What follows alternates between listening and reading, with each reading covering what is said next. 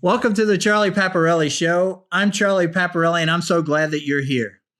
Every Friday, we publish one of these interviews, and if you don't want to miss it, be sure to sign up at paparelli.com. All you have to do is submit your email. You'll also get, as a bonus, a blog that I post every Tuesday morning.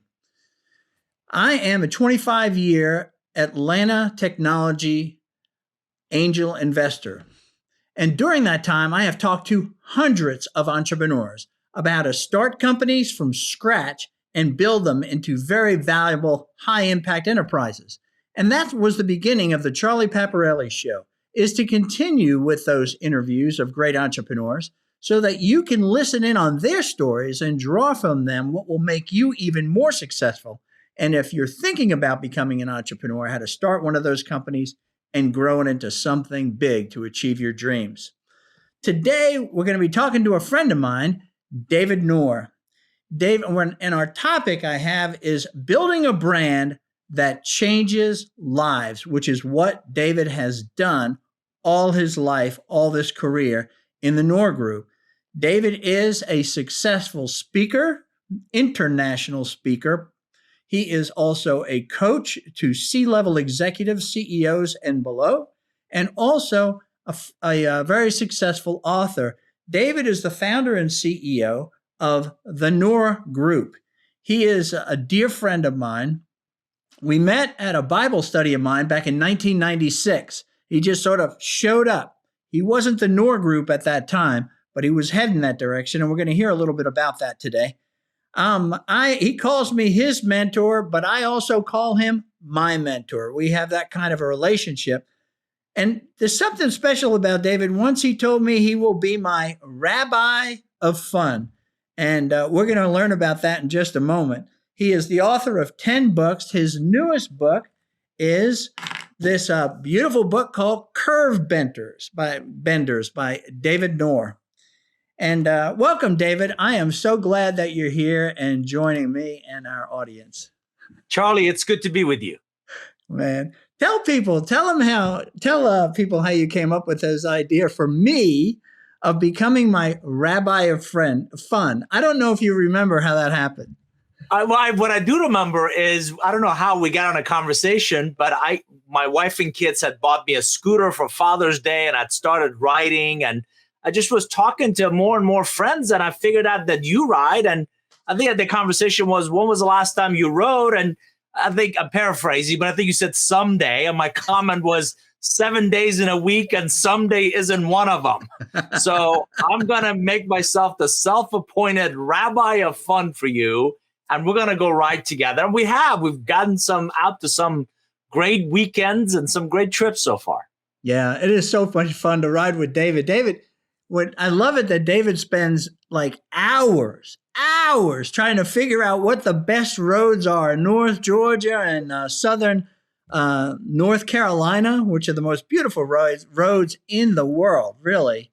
And he sets it up and he calls you up and he says, hey, you want to go for a ride? And you know it's going to be a day or a weekend filled with beautiful curvy roads.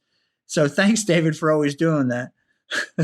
My pleasure. I do. Full disclosure, I geek out over the maps and I find lakes and rivers and just great scenery. And we'll talk about this. But Charlie, I'm celebrating 40 years in this country and honestly feel like I've only begun to see it, the real texture of it, the last 10 years I've been riding motorcycles. Because think about it. We don't see it when we fly over it. You don't really see it when you drive through the highways. It's only when you go through the backcountry and you see Hot Springs, North Carolina, that you see that great restaurant or that coffee shop and you meet the locals. Yeah, I think there was there was a book that was called, this was long ago, I think it was published in the early 70s. It was called Zen and the Art of Motorcycle Maintenance. Okay. And this is what really, I started a ride back in the early 70s like that when I was in college. And I've written about that, which I almost got killed the first time out because nobody told me. I just said, man, that's a really cool thing. Can I ride it? And I just figured it out. It was crazy. But anyway, they said something in there that has stuck with me for all my life. And it addresses what you just talked about, which is when you're in a car, okay, we're viewing scenery, okay, through windshields. When you're on a motorcycle, you are part of the environment. You're not just looking at it, you're part of it. You know, that road is just inches from your feet while you're going along at 70 miles an hour. And you can smell the air. You can feel the cold, the dampness in it. It's just wonderful. It's just an experience that's indescribable, really, to me. And I often tell friends, A, you never see a motorcycle outside of a shrink's office, right? Two, you and I could have the worst days and, 2 miles on a bike and it just all melts away. And the audience doesn't have to ride bikes. They could do yoga. They could do run marathons, whatever. But Charlie, I don't know anybody that can burn the candle at both ends. And I tell people, whatever your happy place is, go find it and immerse yourself in digital detox, because you and I feel better when we come back from a ride. We're fresher. My wife is even saying, don't you have to go for a ride? Just kind of go get out there and experience it. Yeah. It really is hard because it's so easy to just stay busy. And there's more and more and more. The to-do list, as many to-dos as you check off, there's that many new ideas that you have that you add on to the list, right? When you're on that bike, there's one thing you're doing. Paying attention to what you're doing. Okay. Does your mind wander? Never. Right. You can. And you were kind enough to mention our mentor relationship. I'm a big believer that we're all products of the advice we take. Yeah. And a mentor has driven into me that real wealth is discretionary time, because you and I can make more money, but we can make more time. And I value that time that you and I get together and we go on these rides. And like I said, we go see some beautiful country that regrettably most people never get a chance to experience. And that's why both of my kids are now riding and they love it. It makes Mama Bear a little nervous, but we get out and we ride, and that's our time together. And with that, in that helmet, we've talked about boys and girls and money and jobs and all kinds of other stuff. Yeah. When do you get a chance to have your son behind you and have and be in his ear, and he can listen to nothing else, right?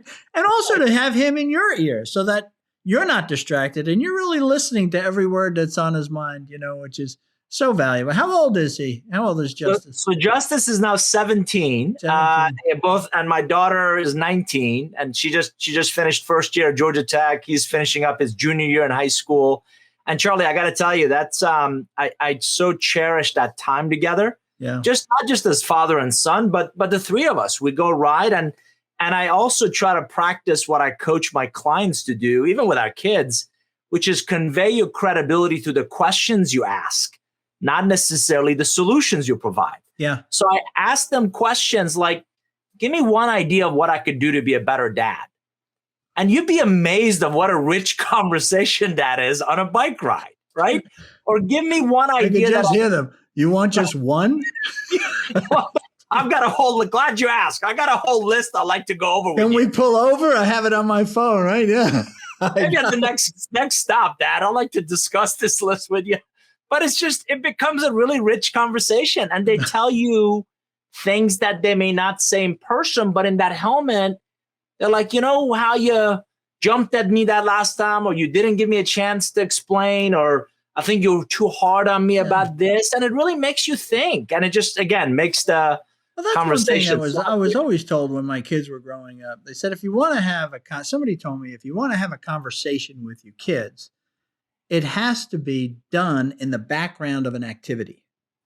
It could be a simple thing like washing dishes together. So you're washing dishes, that's what you're doing together, but the conversation that happens is very rich. But if you sit down and say, let's have a conversation. Yeah. Okay.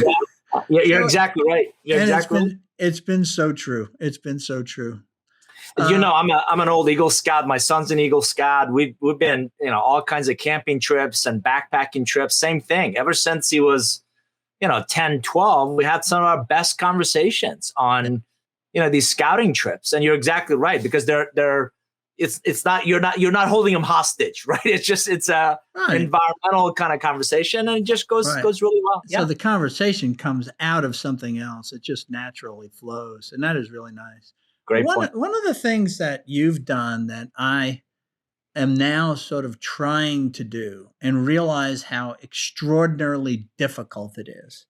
And that is to create an audience from scratch, right? So you got into, when I first, so I had my career that I went through. Sure. Okay. My most recent career, my second career, if you will, was as a professional angel investor. And I sort of moved and said, I started building some content. I've been doing a lot of blogging. I've also been speaking from time to time. And you had your career, and we're going to get into that just a bit. But I've come to realize how difficult it is to kind of build what you built. You've built a business that is driving millions in revenue. I mean, and have created such tremendous content, such wonderful customers, recurring revenue model. You've got a lot going on. You've got other consultants that follow you. So I want to kind of rebuild that maybe by going back. But you had sort of an auspicious start. You weren't born here. Tell people a little bit about your days of growing up. Sure. So thanks for asking. Thanks for bringing it up. Yeah, I'm originally from Iran. Mom and dad are retired teachers. And the old Shah had an exchange program where in 1972, we went to Kuwait. And there was a job rotation where you would go to different Middle Eastern countries. And we lived in several of those. And I learned fluent Arabic. Then, revolution happens. The new regime comes in and cancels that program, calls all those teachers back. My parents, Charlie, had the foresight to realize there just wouldn't be a whole lot of future for me back in Iran. So I've got a couple uncles in Europe. I had 3 of them here. Several of them said, no, thanks, too much of a responsibility. One of them said, we'll take them for the summer. So I literally, landed at JFK, May 23rd, 1981. So we're coming up on 40 years. Wow. And I this had is the 40th year here. 40th next year. Week. Right? Next That's Sunday. Right. That's right. That's Wow. right. So I had a badge around my neck. Happy anniversary. Thank you. I had a badge around my neck that said, put this kid on an Eastern airline flight to Atlanta. And by the way, he doesn't speak a word of English. You so Charlie, literally had something around your neck. I didn't speak literally I knew, I think, son and book. I mean, that was just the only 2 words that I knew. And you can't get far with just those 2 words. But the badge just said, put this kid on this flight to Atlanta. And I came with $100. I came with a suitcase. I didn't know anybody, didn't speak a word of English.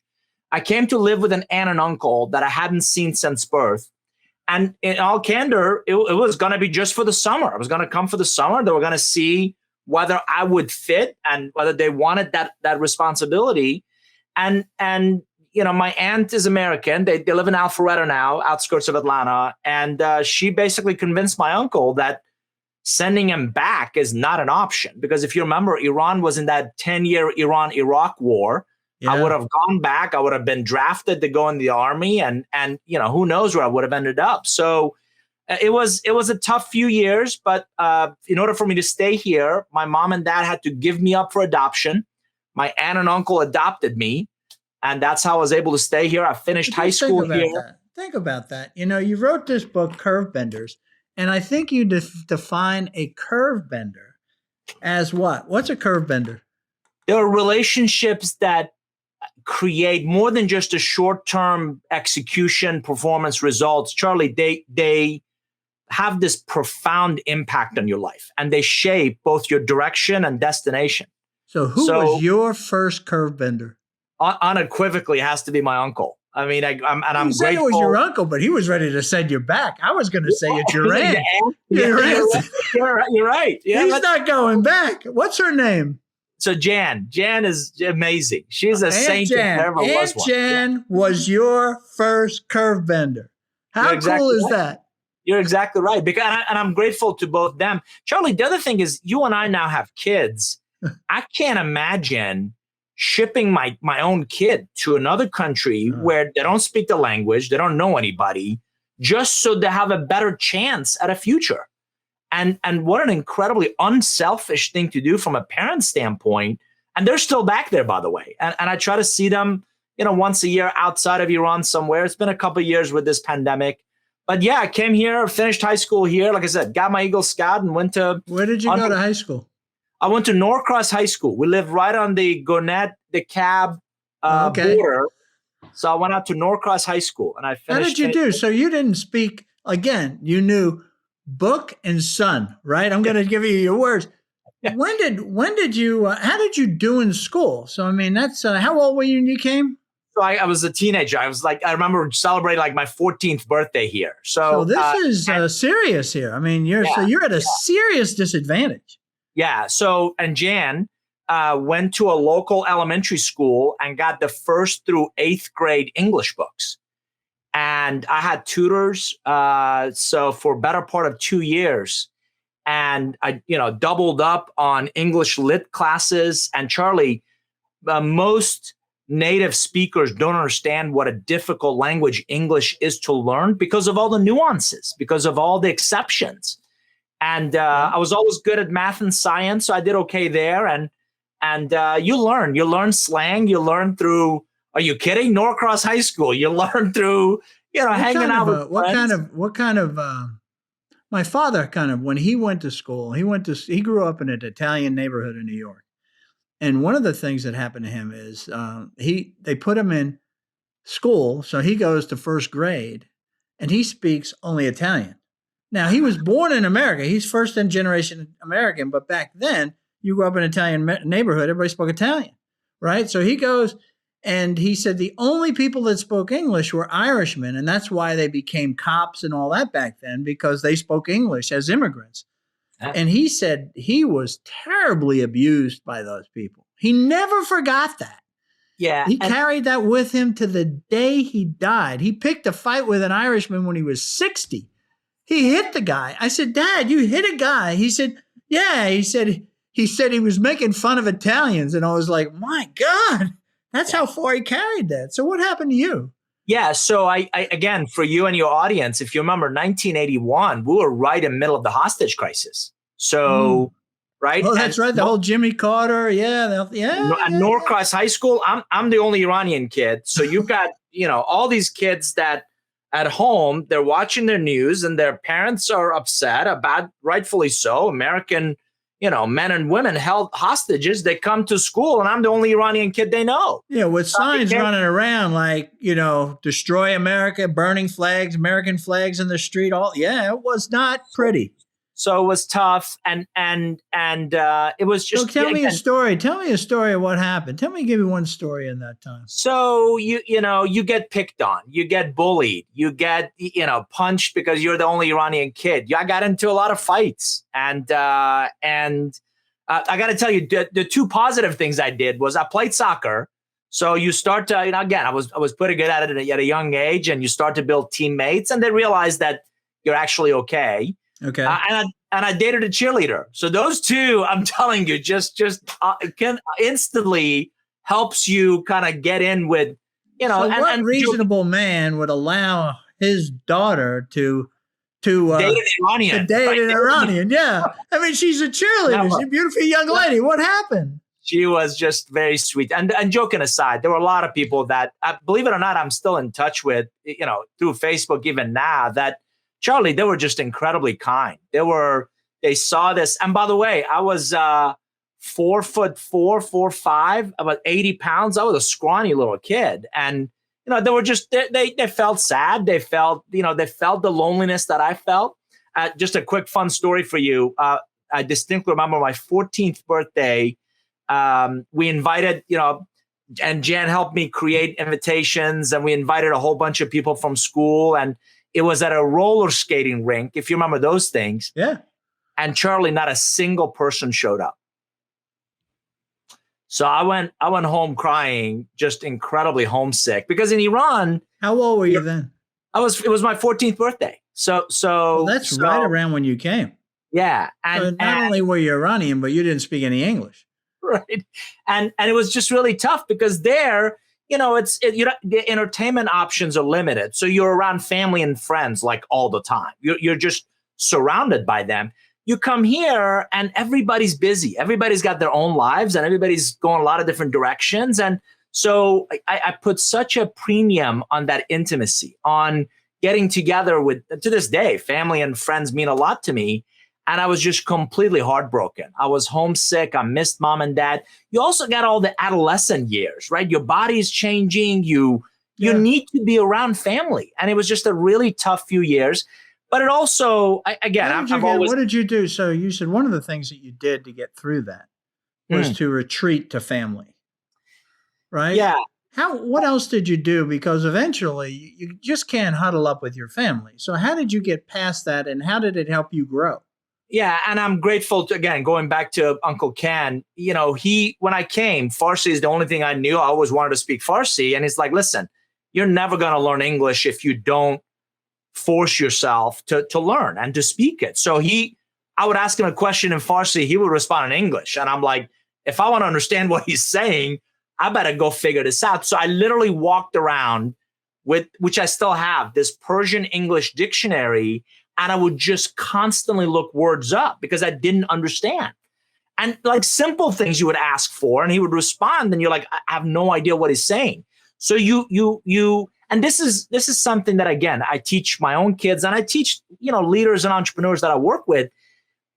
It really is true. What doesn't kill you makes you stronger, because it forced resilience on me. It's like forced resilience. It's like forced. But when did you, there was another piece that other people have to choose, and you had to choose too. And that was, I had to burn the ships. I had to know I really wasn't going back. When did that hit you? It was shortly after I got here, because like I said, I was homesick, especially after that birthday party incident, especially after getting, bloody noses and black eyes, week after week, and getting into fights and stuff. That, I distinctly remember a call back with mom and dad in Iran. I just said, I want to come home. And they're like, listen, in no uncertain terms, there is no coming back. There's no, you need to make that work. 14 years old, right? 14, 15 years old, you got to make that work. Your mother and father saying, you can't come back. There is no coming back. There's no life. There's no life for you to come back to. There's no, you must have cried on that call. And you're heartbroken. You don't, and at that age, Charlie, you don't understand why your own parents would give you up for adoption. You don't understand, and to this day, I've become a big proponent of how incredibly broken our immigration system is, because it just, it doesn't reward those that do want to come here legally. I want to come here for the right reasons. And last time I checked, there's not a whole lot of American Indians walking around. So we're all immigrants in some shape or form. Right. But it just, our immigration system is just badly broken. But anyway, mom and dad said, there's no coming back. You got to make it work. And another reason, my love of scouting. I'm standing at the bus stop, and a kid who turned out to be my best friend hands me a flyer to join a local Boy Scout troop. And I took it home, and I didn't literally understand what that was. I took it home, and my aunt and uncle explained it, and they said, well, we'll go with you. And it was at a church at a near, right around the corner from where we lived. Yeah. And we went to that first meeting, and I saw a bunch of other boys my age and my size. And I said, I don't know what this is, but I'm in. And Jan took me to JCPenney, and we bought a Boy Scout uniform and a book. And, my first backpack, I used Ken's, had his backpack that was too big for me. But, I went, and scouting shaped a lot of who I became those adolescent years. So that was scouting was your real introduction to American culture. And believe it or not, the Boy Scout book helped me learn English, right? So because you have to learn it, and you wanted skill awards and merit badges, and if you want to, and I've always been competitive. If I wanted to, I would see other boys that had the merit badges on their sash, and I'm like, I don't know what that is, but I want one of those. And the harder you work, it's amazing. The luckier you get. What were the values that they instilled in you? What are the values of the Boy Scouts? It was a lot of, again, to this day, preparedness, right? So emergency preparedness, but preparedness in general, service to others ahead of self.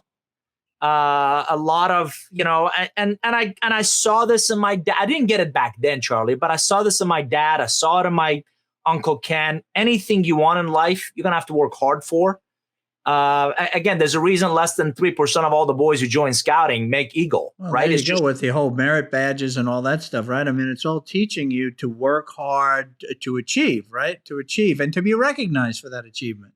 And the power of lessons learned. One of my first camping trips, I didn't put a tarp or a ground cloth underneath my tent. Well, guess what? If you've ever done that, the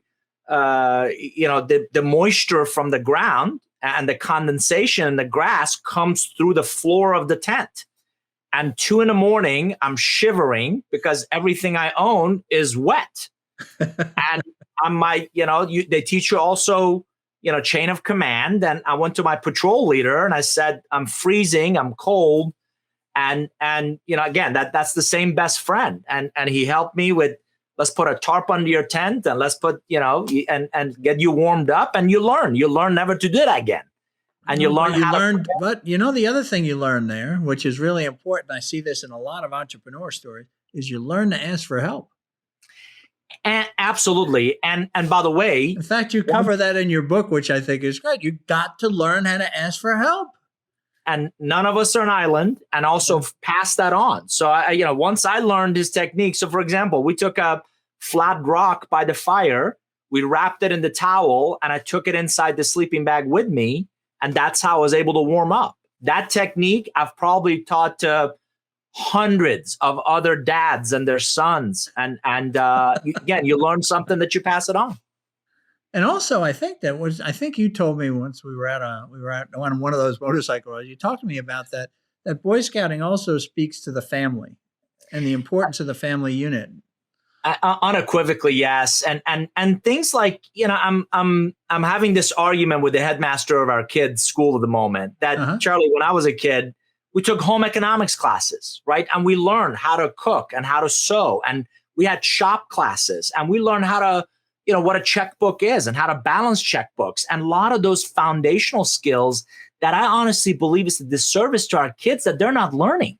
So not just family values, but how to become a self-reliant, independent, thinking, young adult. And that's still scouting. Certainly it has a lot of its issues, but that's one of the things that those merit badges teach those kids is how to, again, become more. Between being a Boy Scout, okay, so you learned how to be a man by being a Boy Scout. And then you learned also by being in this situation as being an immigrant at 14 years old, not speaking English, only Farsi, right? So how did that side of it, the immigrant side of it, when you look back at it, how did that shape you in the man that you've become today? That's not an opportunity that didn't shape me that way, and it didn't shape Justice that way or your daughter. Okay, so they didn't have that experience, and they never had. You could talk about it, means nothing. Okay, but talk about it firsthand here as what it meant to you. It's a great point. And again, for your audience, you were kind enough to mention my books. I've got 6, 7 other books in my head in various stages. And one of them is around the immigrant success DNA. And the experiences you brought up, you're exactly right, has shaped the person I think I've become. And if you think about it, and I found some fascinating data, by the way, for example, first generation immigrants are 4 times more likely to become millionaires in this country than those who are born here, with the exact same opportunities, with the exact same access to education and jobs and whatever, right? So it's because there's no victim mentality. Ever since I can remember, it was driven into us. You want anything in life, you go work for it, and you work hard for it. Nobody owes you anything. There's this incredible value of education that no one can ever take away from you. There's this incredible value of resourcefulness and scrappiness. And Charlie, as long as I can remember, it was driven into me. You don't know something, go figure it out. You don't know something, go get creative and scrappy and resourceful and find a way. And I think, again, whether it's in sales or whether it's in entrepreneurship or raising capital or whatever it is, it's amazing how often we use these obstacles as roadblocks and crutches versus, you know what, I'm going to suck it up and I'm going to go figure out how to make that happen. I had the same thing. I remember years ago, I made a comment. I said that the closer to immigrant status that somebody is, I remember I invest in entrepreneurs, right? So the closer to immigrant status, right down to being an immigrant that someone is, the less risk there is in investing in that person. It's like an immigrant never gives up, ever. Okay? The perseverance level is incredible. The further out you get from immigrant status, the later you are from first, second, third, fourth generation, the chances of being successful almost go to zero. Seriously, this is what I've seen because everything's been given to us. We've given so much as I was first generation. And so my father, who never made more than $28,000 a year, he graduated from high school. My mother didn't. He didn't expect much from me. He knew I was going to be a blue collar worker. He was shocked when I went to college. And when I went to college, he didn't believe I would ever graduate. Okay. And my sister shocked him, and she went to college, and she was actually the first to graduate, ever in our family. And then you look at my kids, and then you look at their kids, my grandchildren, and I see how they're being raised and all. Very different than I'm sending my kid over to America at 14 years old, and then I'm going to let my brother adopt them. Okay. Whoa. Wait a minute. Yeah. And you're exactly right. Different times. By the same token, I think, a lot of those values we can absolutely pass on to our kids. And Wendy and I talk about this all the time. Number one, we just celebrated 25 years of our marriage. And it's amazing. Beautiful. For Silver two people, anniversary. Thank you. For people that, two people that were born on two, opposite ends of the earth. Because she's not Iranian, is she, Wendy? No, she's American. As a matter of fact, upstate New York. But both of her parents are retired teachers. And she grew up middle class. And a lot of very similar values. So one note for you, my kids never earned an allowance. They earned commissions. Ever since they were kids, they understood that, dad has a business or dad is working on something. And the way I'm going to get money is by helping. So to this day, they unbox book boxes and they help me ship book boxes. And they're on my company's payroll, but it's not a handout. They earn it. Yeah. And I think those are the values that we can absolutely pass on to our kids and help them learn some of those same immigrant, ideals. Yeah. But it is something that what you had to go through to establish yourself in high school. Okay. How did you do in high school? I've always been. It's very bad. If you got to start high school not speaking the language, that would be, I don't know. That might hinder your progress. Okay. I'm just guessing here. All right? No, I was always good at math and science. I struggled in, anything that was language related. So I failed my first history exam because I didn't understand what I was being asked. Yeah. Right.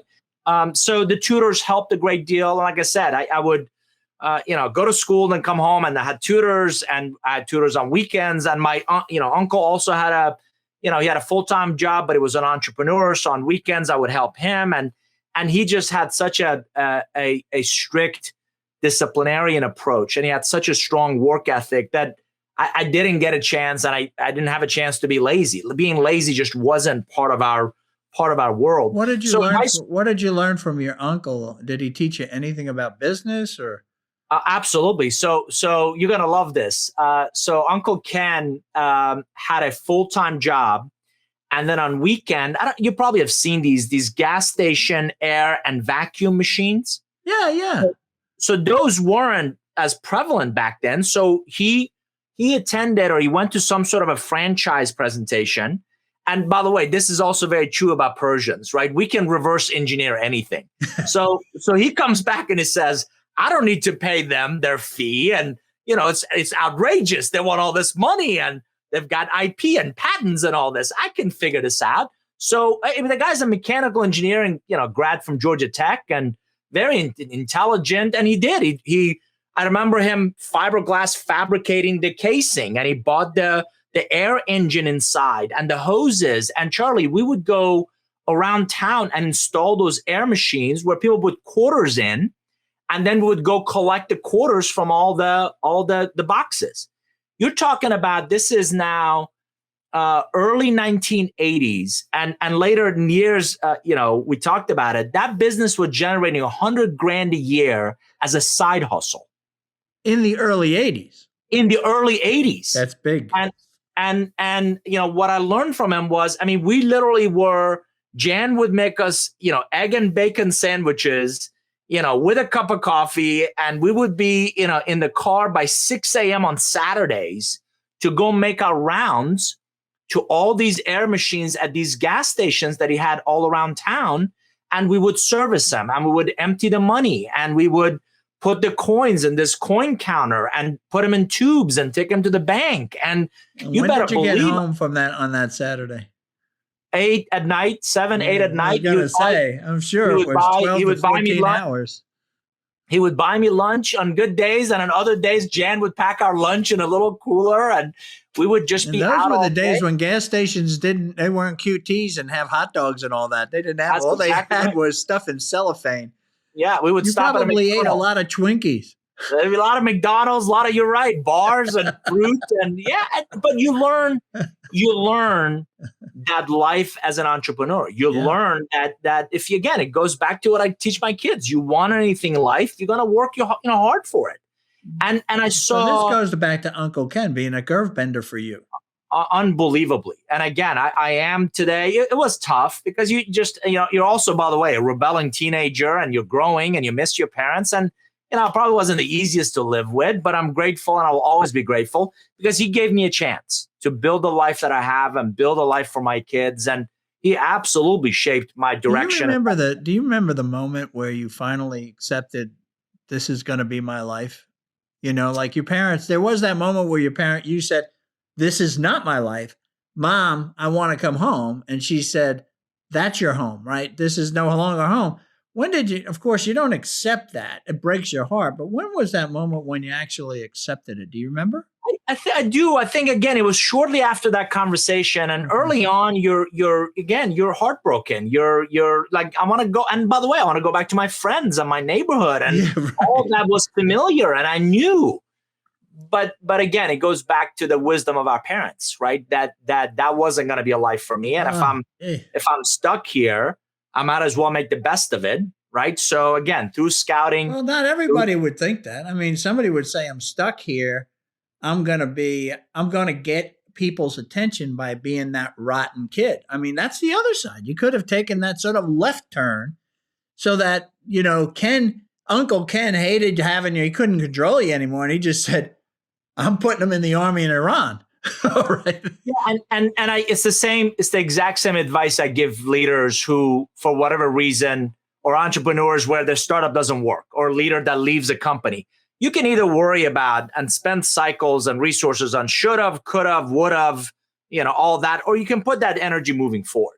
Yeah, but intellectually, I get that. When I hear that kind of advice, and by the way, to tell everybody clearly, you have given me that advice.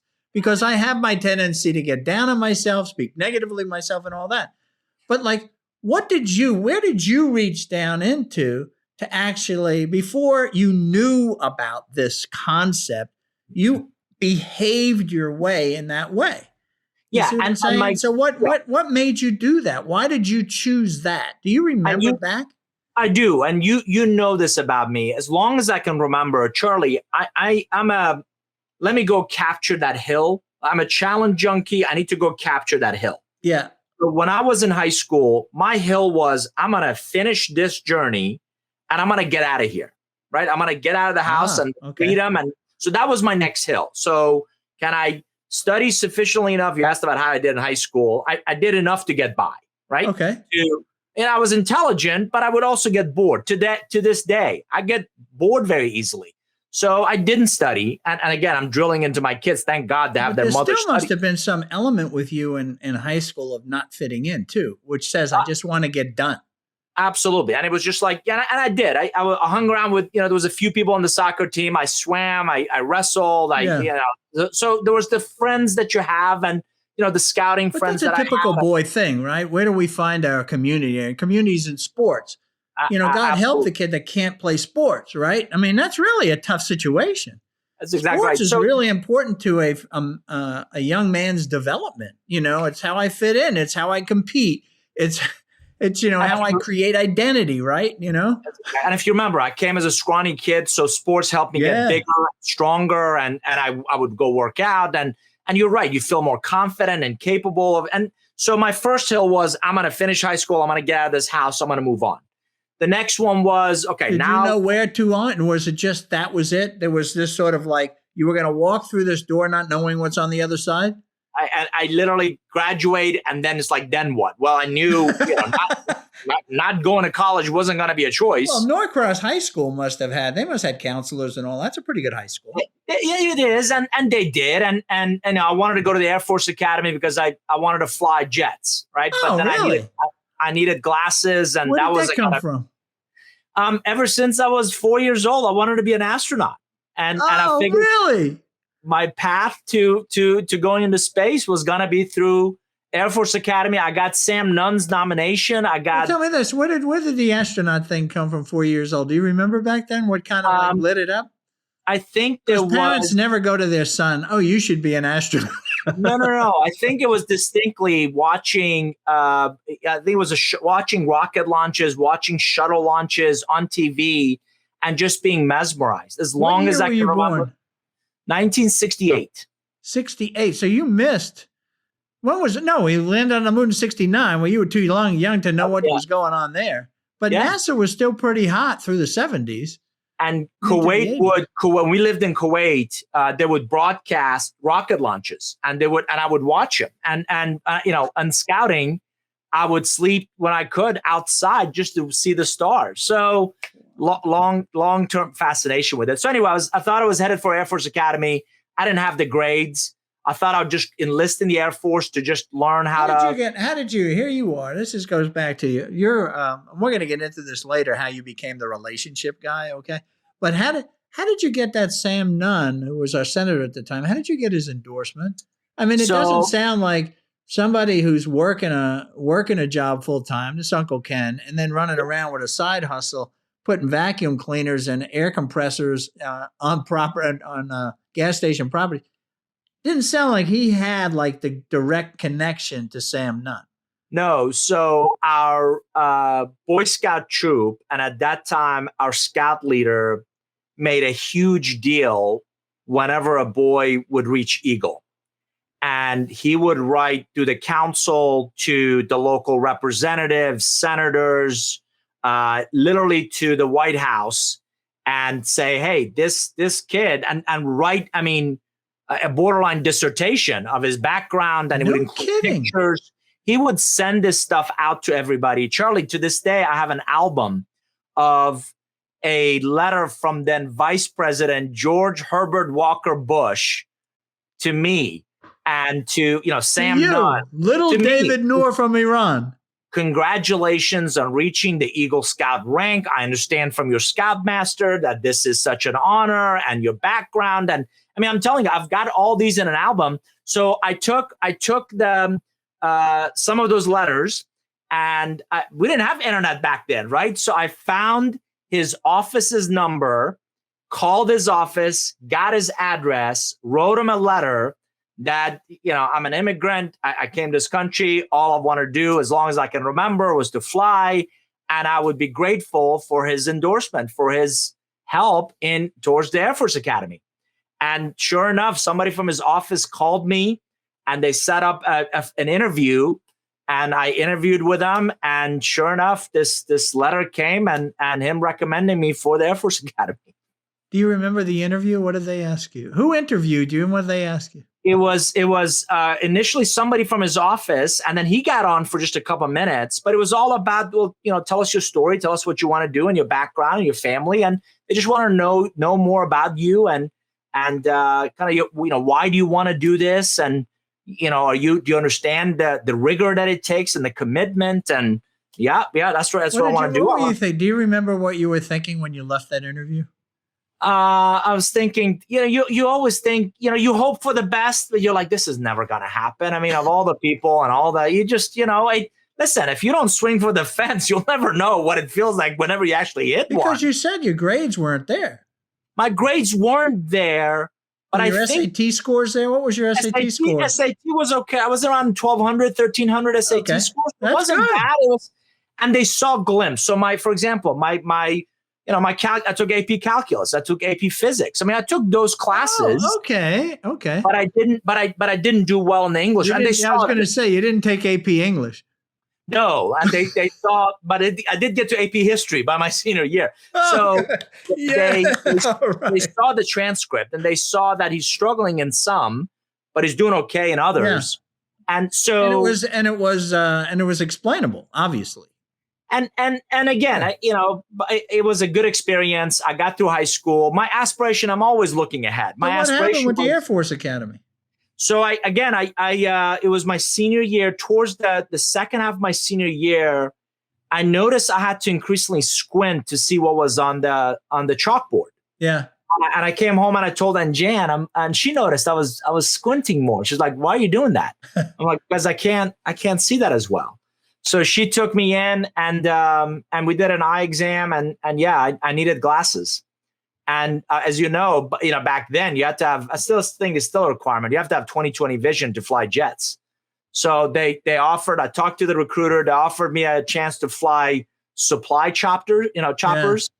And I said, no, thanks. That's not what I want to do. So I went another route. Well, how do I reconcile? I want to be an astronaut. I want to fly jets. That's my path to be an astronaut. To fly jets, I need to go to the Air Force Academy. Okay. Yep. How do I reconcile that with, I just got to get out of here. I just got to get this done and behind me, which was high school. I can't get there. Help me with that. I got to tell you. I believe one of the fundamental attributes in Persians, in Iranians, is, Charlie, this incredible adaptability. So whenever one door closes, it's like in your DNA? It is fundamentally in my DNA. Whenever one door closes, I'm looking at a window. I'm looking at another door. I'm looking at, okay, so I can't go here. Where else can I go? What's next? Because I'm not going to harp on the fact that I can't open that door or I can't do anything about that situation. I'm going to go do somewhere else. Yeah. And again, so I can't fly. I can't go do that. I thought maybe there's another path to be an astronaut. So I pursued computer science and I pursued electrical engineering. And I thought maybe that's my path. Mm-hmm. And what happens is you learn that that Grayson Finney, my daughter, just finished her first year at Georgia Tech with a 4.0. Okay, I'm blessed that she's got her mother's study habits. I actually got denied by Georgia Tech, and I couldn't get in. You must have taught her good English though before she went to Georgia Tech. Right. So I got denied by Georgia Tech, so I started at Southern Tech, and I went there, and I was going to go there for a couple of years and transfer. Yeah, and I pursued electrical engineering and computer science as a dual major. And I did that because I felt like my parents wanted me to, but I wasn't honestly that excited about it. So I transferred to Georgia State. And by the way, it took me 9 years to get an undergrad because I was working during the day and I would go to school at nights. What were you doing? Oh my gosh, Charlie, are you kidding? I worked at a men's clothing store at Lenox. I lifeguarded. I worked construction for $3 an hour. I took a job in collections, like when you call people to collect credit cards and old debts. I finally got a job, inside sales job at Computerland, selling 286s, if you remember those things. And inside sales became outside sales, and I started making some money. And I would go to school at night, so I transferred to Georgia State. Transferred all my hours to get a business degree. I went after an undergrad in business, and I was working at Computerland, and I was going to school at night. And 9 years later, I got my undergrad. Yeah, but it seems like the school wasn't something that you took to. A lot of people, like you came from, your parents were academics, okay? So you would think that, oh yeah, well, he naturally is going to be good at academics. He's going to continue down that path. But what happened is academics weren't, you found out at Southern Tech, it wasn't interesting to you. And more importantly, Don't let me put words in your mouth. If it was, No, you're exactly right. And more importantly, and this is one thing I want for my kids. And I think every parent, one of the best gifts they can give their kids is develop a passion for learning in them. Because Charlie, early on, I didn't appreciate the value of learning. I didn't really enjoy the hard work that it took to learn. I've developed that as an adult, interestingly enough. So I'm a much more of an avid reader now than I ever was in high school or college. In college, I thought it was just, necessary evil. I have to read 200 pages to get to this next milestone. Now I enjoy reading, and now I read multiple books. So I didn't have a passion for learning early on. And you're right. That's something that my parents are passionate about that just wasn't in me. Yeah, but there's two different elements here, okay? And I think you did. I think you've always had a passion for learning, okay? Because I look back on what you were saying with Uncle Ken and the running around and just all of the way you talk about what he did, okay? That means you were observing, you were learning. And yeah, when you were at Southern Tech, see, there's this, I have a son like this, the book learning part of it, not so interesting, okay? But the application, okay, the working besides and the mentoring of something, to watch other people in their environment, I think you're very much about that. I mean, that's why even today, you don't sit down and read a book on how to ride a motorcycle better. You go to a race, you go to California Superbike school so that they can talk about it for 20 minutes, and then you jump on a bike and go 150 miles an hour to do it. But that's how you learn it. I mean, you're not going to sit there and say, let's talk about the physics of riding motorcycles for the next 12 days. You're going to go like, oh my God, I'm going to die. So you are a learner. How did you learn how to sell? Yeah, you're exactly right. I should have clarified in saying that the book, the school, that structured reading, that just back then didn't interest me. You're exactly right. I've always been an immersive learner. I've always been, show me, let me go try it. I may, bleed my knuckles, or I might get hurt doing it. But you know what? I'm going to figure out by doing it. And then the mistakes I make, I'll learn from, and I'll apply that the next time. So you're right. I've always been that immersive, hands-on, experiential learner, not the textbook style. I could tell you, I have observed that in you, so many times, and we'll have conversations, and you'll say something like, "Show me, how do you do that? How do you do that kind of thing?" As opposed to other people who are not learners, they go one or two ways. They go like, oh, yeah, I already understand that kind of thing. Or you can see their eyes roll in the back of their head when you start talking, and they're like, I'm not interested. Those are people who don't learn. You're on it. You're like, tell me more. Tell me more. And it's that, and thank you for that. And you're right. And I have this insatiable appetite to learn. And I think that's so going back to your original question of how do you build an audience? How do you build a brand? How do you kind of create that? It's this, constant reinvention that has to happen. That if you don't, you're not relevant. If you tell me the first invention though. The first one. Let's go back. So here's something that happened to you that happened to me too. You have these jobs. I worked in a clothing store too, by the way.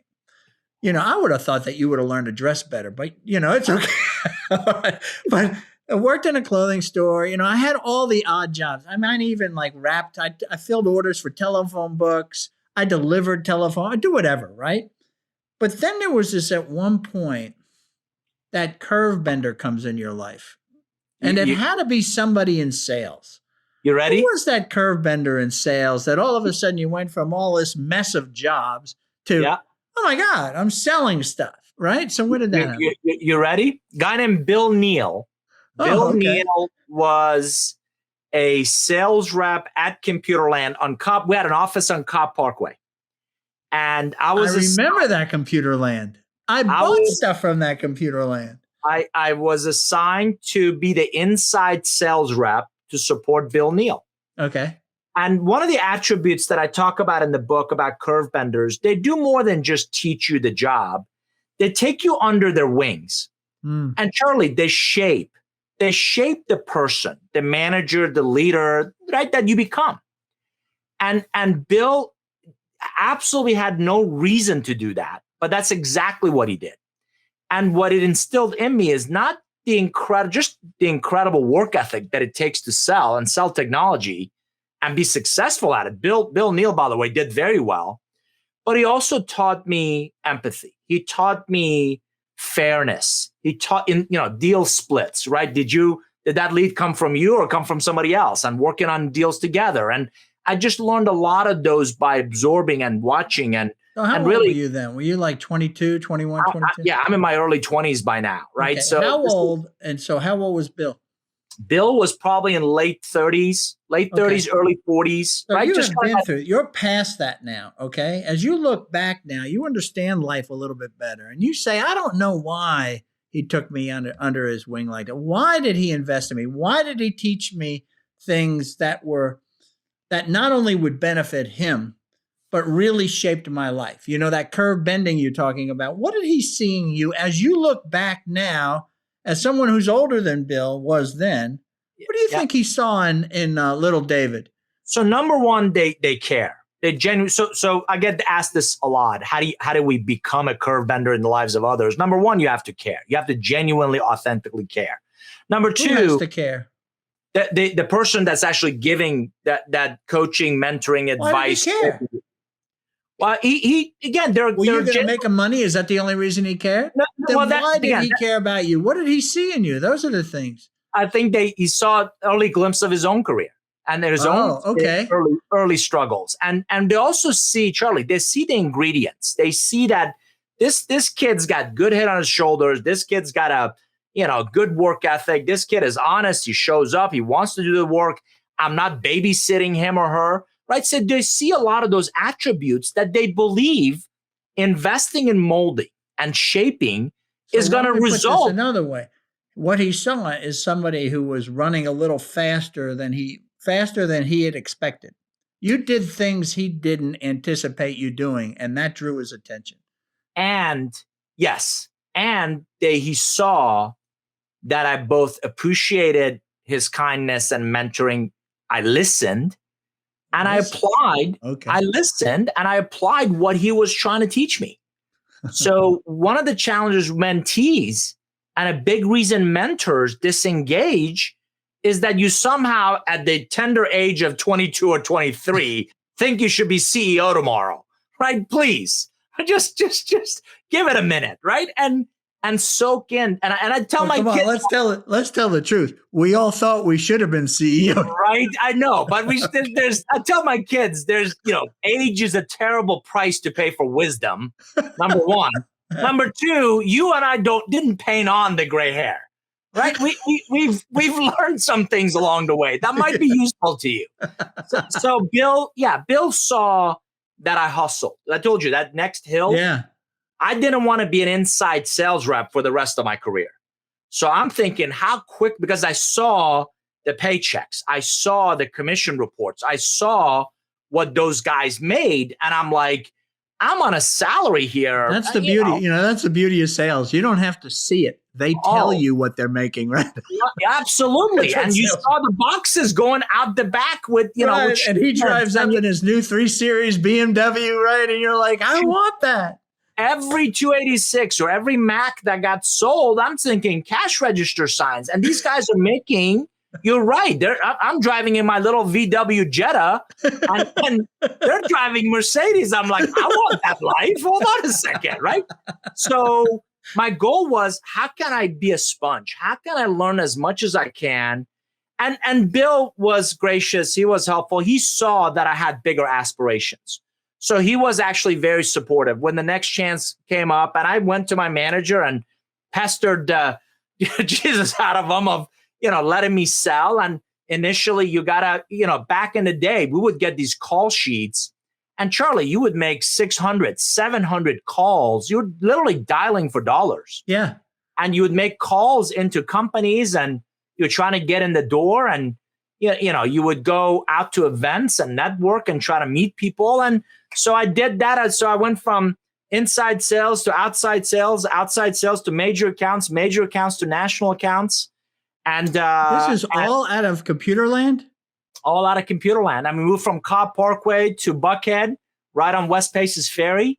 And then I went several entrepreneurial jobs after that. And that's how you learn and grow. Where did you take your sales career after that? So this may not come as a surprise to you, but I've been fired like 6, 7 times over the years. And now we get to the truth. now we get to the criminal that is Nour. That is it. How did you get fired? What caused it? Was it your performance or was it your mouth? Believe it or not, neither. It was breaking rules. That again, it will come as a shock to you that it was your feet. Okay, it's either performance, feet, or mouth. Okay. No, Computerland had a very strict set of rules about their credit decisions, and which I didn't agree with. So I extended credit to a client so I could get a deal done before end of the quarter. And that clearly didn't go well with their policies. So Tom, who was my sales manager at the time, and we're still in touch, and we've been in touch. Stockmeyer fired me for extending the Computerland credits that way. But I went. How old were you then? Oh my gosh! Now I'm in my mid-20s, mid to late 20s. You're still hustling. You're still mid to late 20s. First time you get fired. Oh yeah. What was that like? You're a lot like your parents telling you there's no coming home. It did feel like that to you. Because that was your home. That was the job you knew. Those were your friends. You went into an office every day and you... How did it work to you? How did it work towards your values that you learned from Uncle Ken? And how did it work against your values that you learned from the Boy Scouts as being an Eagle Scout? Because you did something that was outside of company policy. Was this a lesson learned? It absolutely was. And the lesson was just because you don't agree with a corporate policy doesn't give you the ability to ignore it. And Charlie, I got to tell you, that was one of the first glimpses I got into this notion that the corporate life and that corporate structure and the corporate discipline may not be for me, because I was good at what I did. I delivered enormous amount of value. I had unbelievable work ethic. Charlie, I was the first one in. I was the last one that left. I worked my tail off. Yeah, but do you feel like you did something wrong? Did you basically, I know you disobeyed the policy. That's wrong, okay? But did you feel like it was bad business for the company? There's two different issues. You're making a value judgment on the bad business. You're disobeying a policy, you see? Yeah, and I didn't have the maturity to understand the difference back then. Okay. So what I gathered was I did my job. I took care of a client and I sold them, and I did my job, right? Yeah. So I got disciplined. I got fired for doing my job, and so it just I thought the policy was stupid. I thought my manager was unfair. I thought, to hell with them. I'm gonna go kind of do. So you went the path of self-justification for protection, personal protection. And again, without but that, what did you learn? But the only thing you learned from that, you're saying, is that maybe corporations just aren't for me. Oh, I learned a bigger lesson. I learned that there's a reason that those policies are in place, right? Because bad debt, obviously, and collections, and it just creates all kinds of that. That's not what happened in my scenario, but there's a checks and balances in these companies. Right. So the sales rep can't just They do. They didn't put that in place so that you wouldn't be able to make a deal, right? That's correct. It was checks and balances, and again, you don't understand that. You don't have the professional maturity back then to understand that. So I went and I worked for a client company, and I became their head of sales there, and again, I continued to do what I did well until I saw increasingly guys twice my age doing the exact same thing. And just like I did, I wanted to get out of the house and get out of high school and get to that next chapter. I knew that if I wanted to get beyond just professional sales or sales management, if I wanted to build more of a broader business acumen, I had to go get a broader purview on business. I had to go get different kinds of experiences. I had to go get different kind of education. And that's what set off the consulting and the MBA route. Stop you. Before we go to that one, we're going to go transition to that. You're saying something that, again, for my audience, I think is very important. One thing we talked about, I said that I've seen as a common thread for success in these interviews is one is people who ask for help. Another one is what you do is this mentoring, looking for somebody who's really going to be that curve bender in your life. Okay. And being open to it. There's some people that just aren't open to it. And these curve benders just walk right by, right? And this third thing that you're saying is, and I think it really is what I've seen is shows intelligence. And that is you're sitting in the job and you look ahead at the people who have been successful. And you really have to ask the question, do I want to be them? Right? And that's a scary question to ask. And to accept and say, man, they've been there forever. If I keep doing this well, I'll be him. I don't want to be him, right? And there you are. That was something that you said. And once you say that, you're screwed because you can't do that anymore. So then what happened? Yeah, and I distinctly remember, again, you're kind enough to push me to think, as you usually do, about just my own journey. So then I met another curve bender. So I went from working for a client to a company called Silicon Graphics. I don't know if you remember, SGI was a big Unix-based technology company. And I pestered the living daylights out of the regional manager, a guy named Lee Nicholson. God bless his heart. How'd you meet him? So I had a business where we bought an SGI machine. Yeah. And I met him through a customer appreciation event, and I got his card and it says regional manager. So you're like, okay, this guy's important. So beyond my sales rep and his district manager, I met the guy that was responsible for the Southern region. So when I shut that business down of my own down, I called him and I said, listen, I'm a customer of yours. I like your technology. I think I can help you.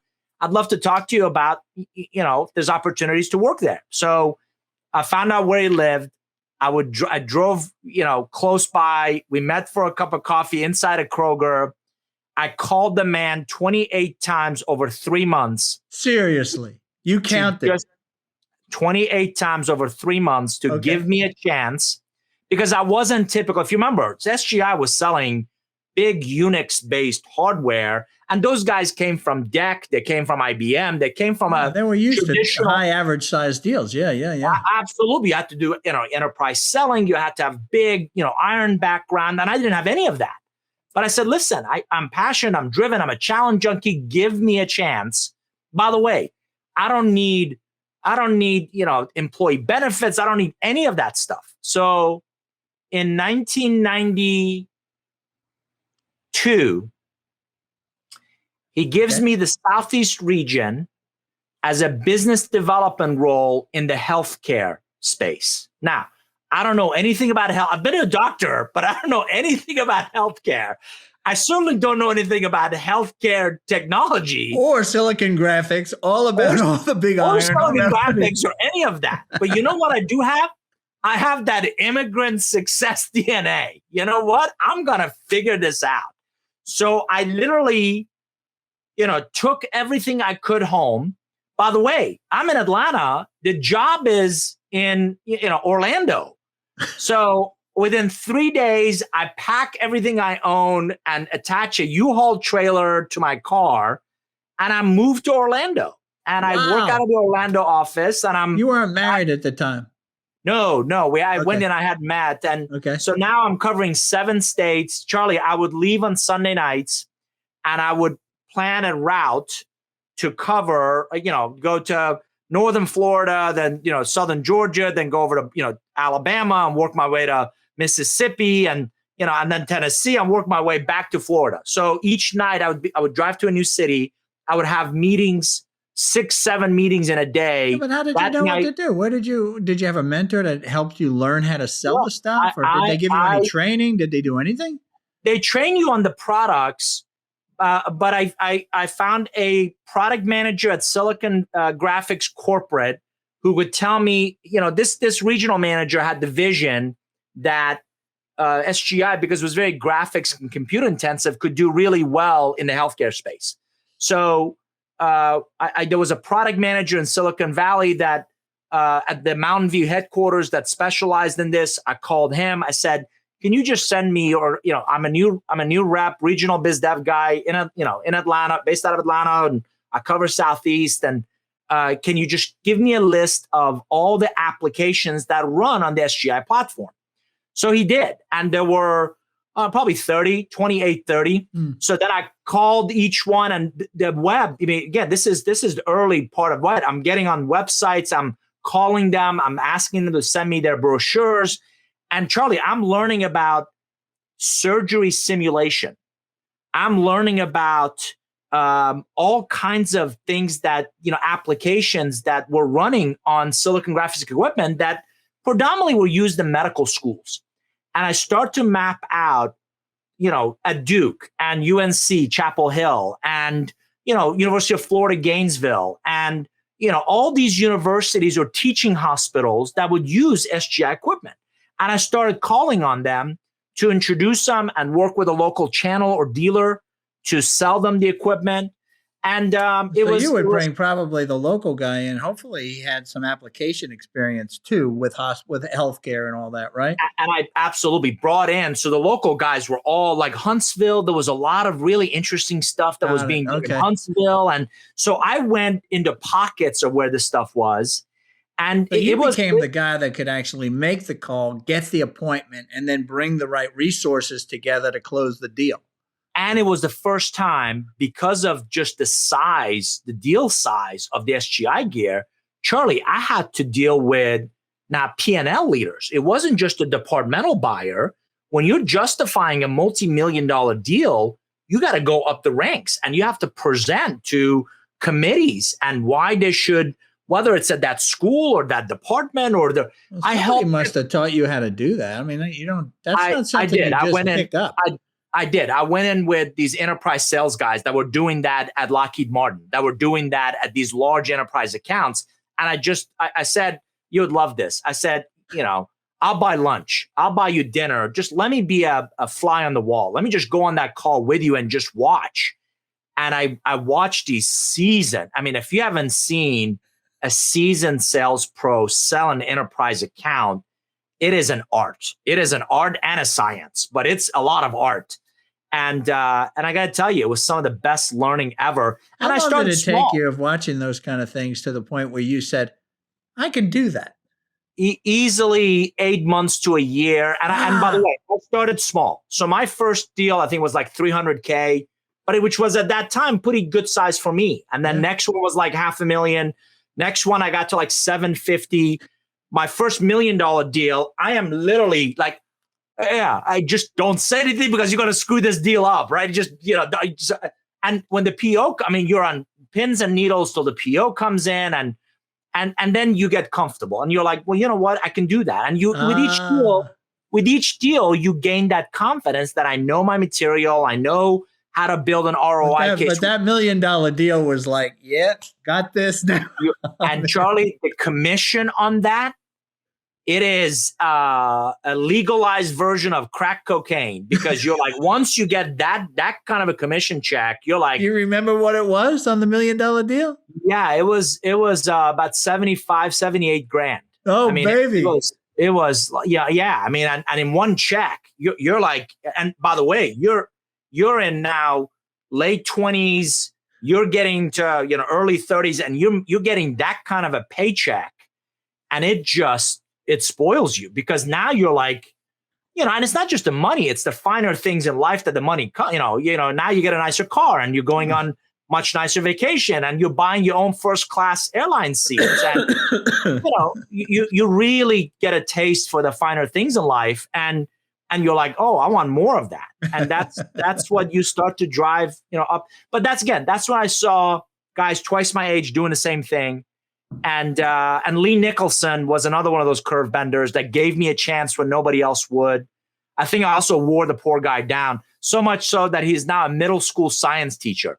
He left that industry altogether He's a middle school science teacher. I'm still in touch with him. And then I went. That's when I went to consulting route. Why would you leave that? You're on crack cocaine. You've got a good product. That's a hot company. Easy. I got fired. Okay. I told you over the years. What happened then? So I transferred. So no. Like, what happened to get you fired? Let me explain. So I went from the hardware side. I saw the hardware as a necessary evil. Clients were actually buying the software to the hardware then ran on. Yeah. So if you remember, Silicon Graphics bought a company called Alias and Wavefront, and that was their software division. It was industrial design. It was a lot of structural design. It was just really cool industrial design work. And I was in Orlando. Wendy and I met. We got married. I wanted to come back to Atlanta. Yeah. So there was an opportunity to transfer within SGI, come back to Alias Wavefront. And I worked for, again, another tough manager and a tough leader. And this one, actually, they went through a tough time. And I actually got laid off. I didn't get fired this time. I got laid off, which was another one of those. What year was that? This is now 96. So we got married. The Olympics were in town. It was shortly after the Olympics. We moved to Atlanta, 96, 97. I got laid off. And that had to be about the time that I met you. It was right around that time. Yeah. Because I went from that Alias Wavefront. I went to Business Objects. I went to Broadbase, was another analytical software company. These are all kind of sales management, sales leadership roles. And then I went the consulting route, a company called K-Force. Some Coopers and Lybrand, PwC guys left and went to K-Force. I did that consulting. And that's when I went to Emory for grad school. Were you actually selling services then? I was selling e-commerce. We're building e-commerce and e-business. You remember we called it that I was selling consulting. So you went from selling hardware to selling software to selling services. Yeah. Tell me what your view is between selling products. I'm going to lump software and hardware as products versus selling services. Yeah, the products, what I learned was, when you sell products, there's a button you push and the green light comes on, right? Or the software, there's a demo and the software it's much more tangible.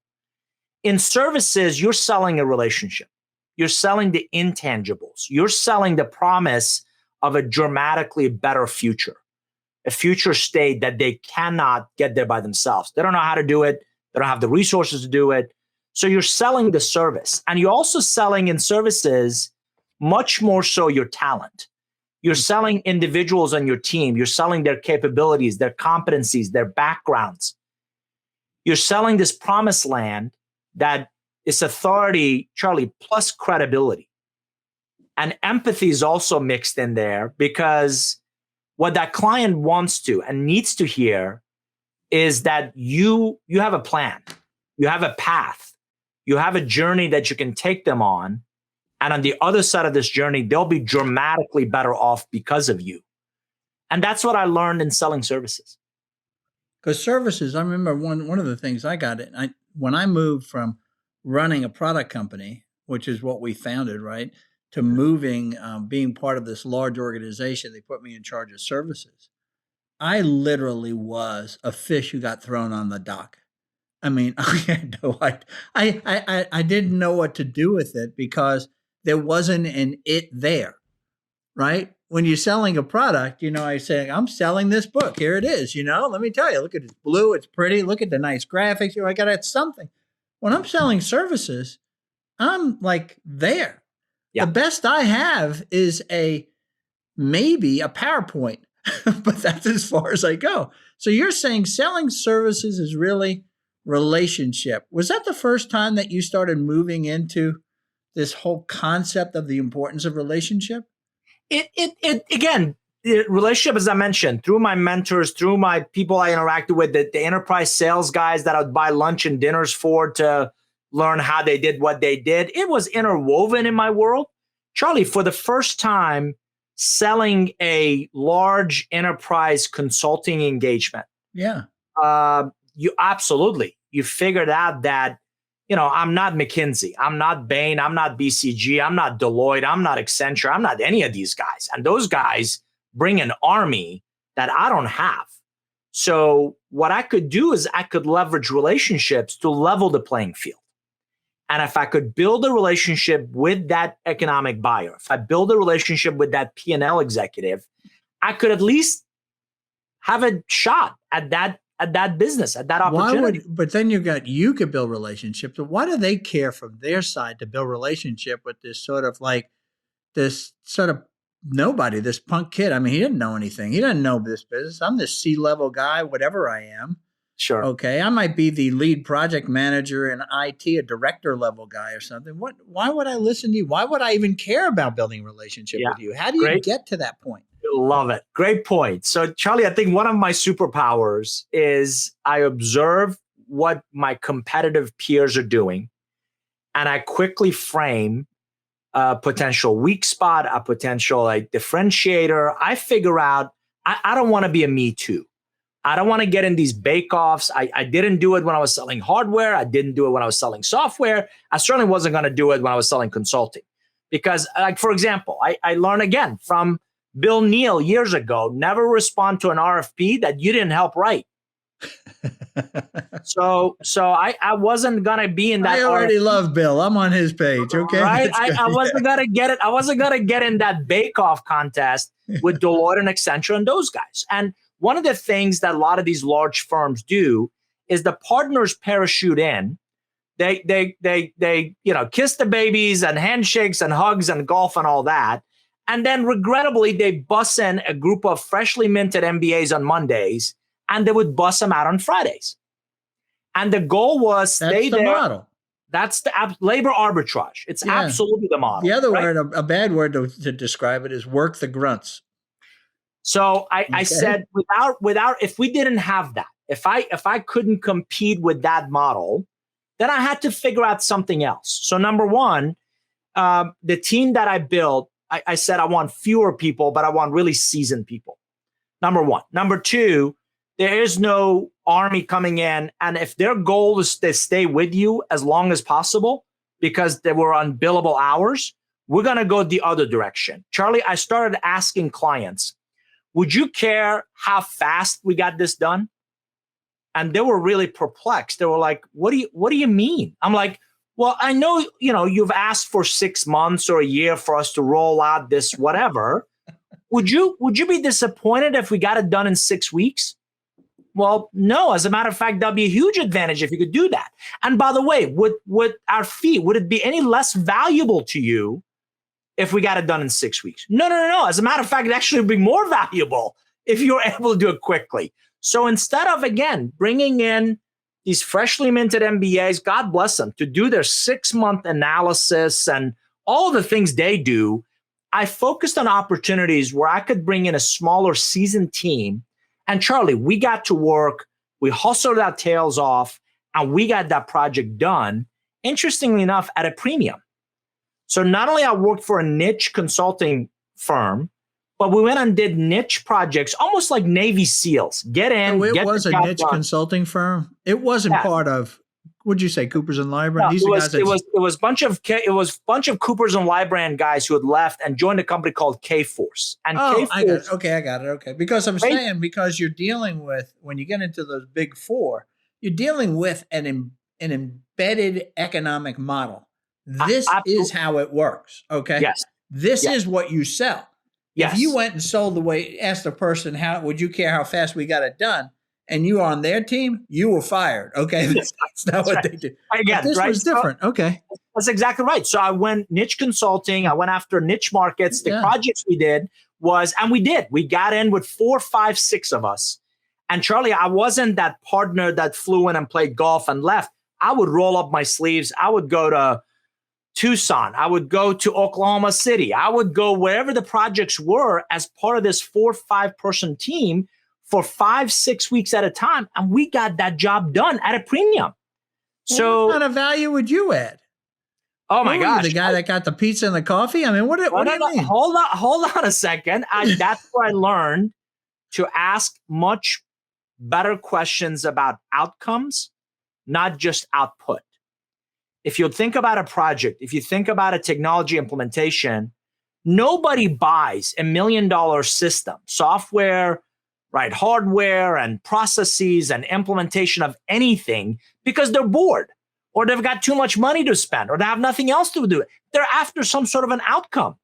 So I learned early on, if I asked enough questions and hopefully enough intelligent questions, I would get the outcomes they're after, not just the output. And we would I focused the team on the outcome.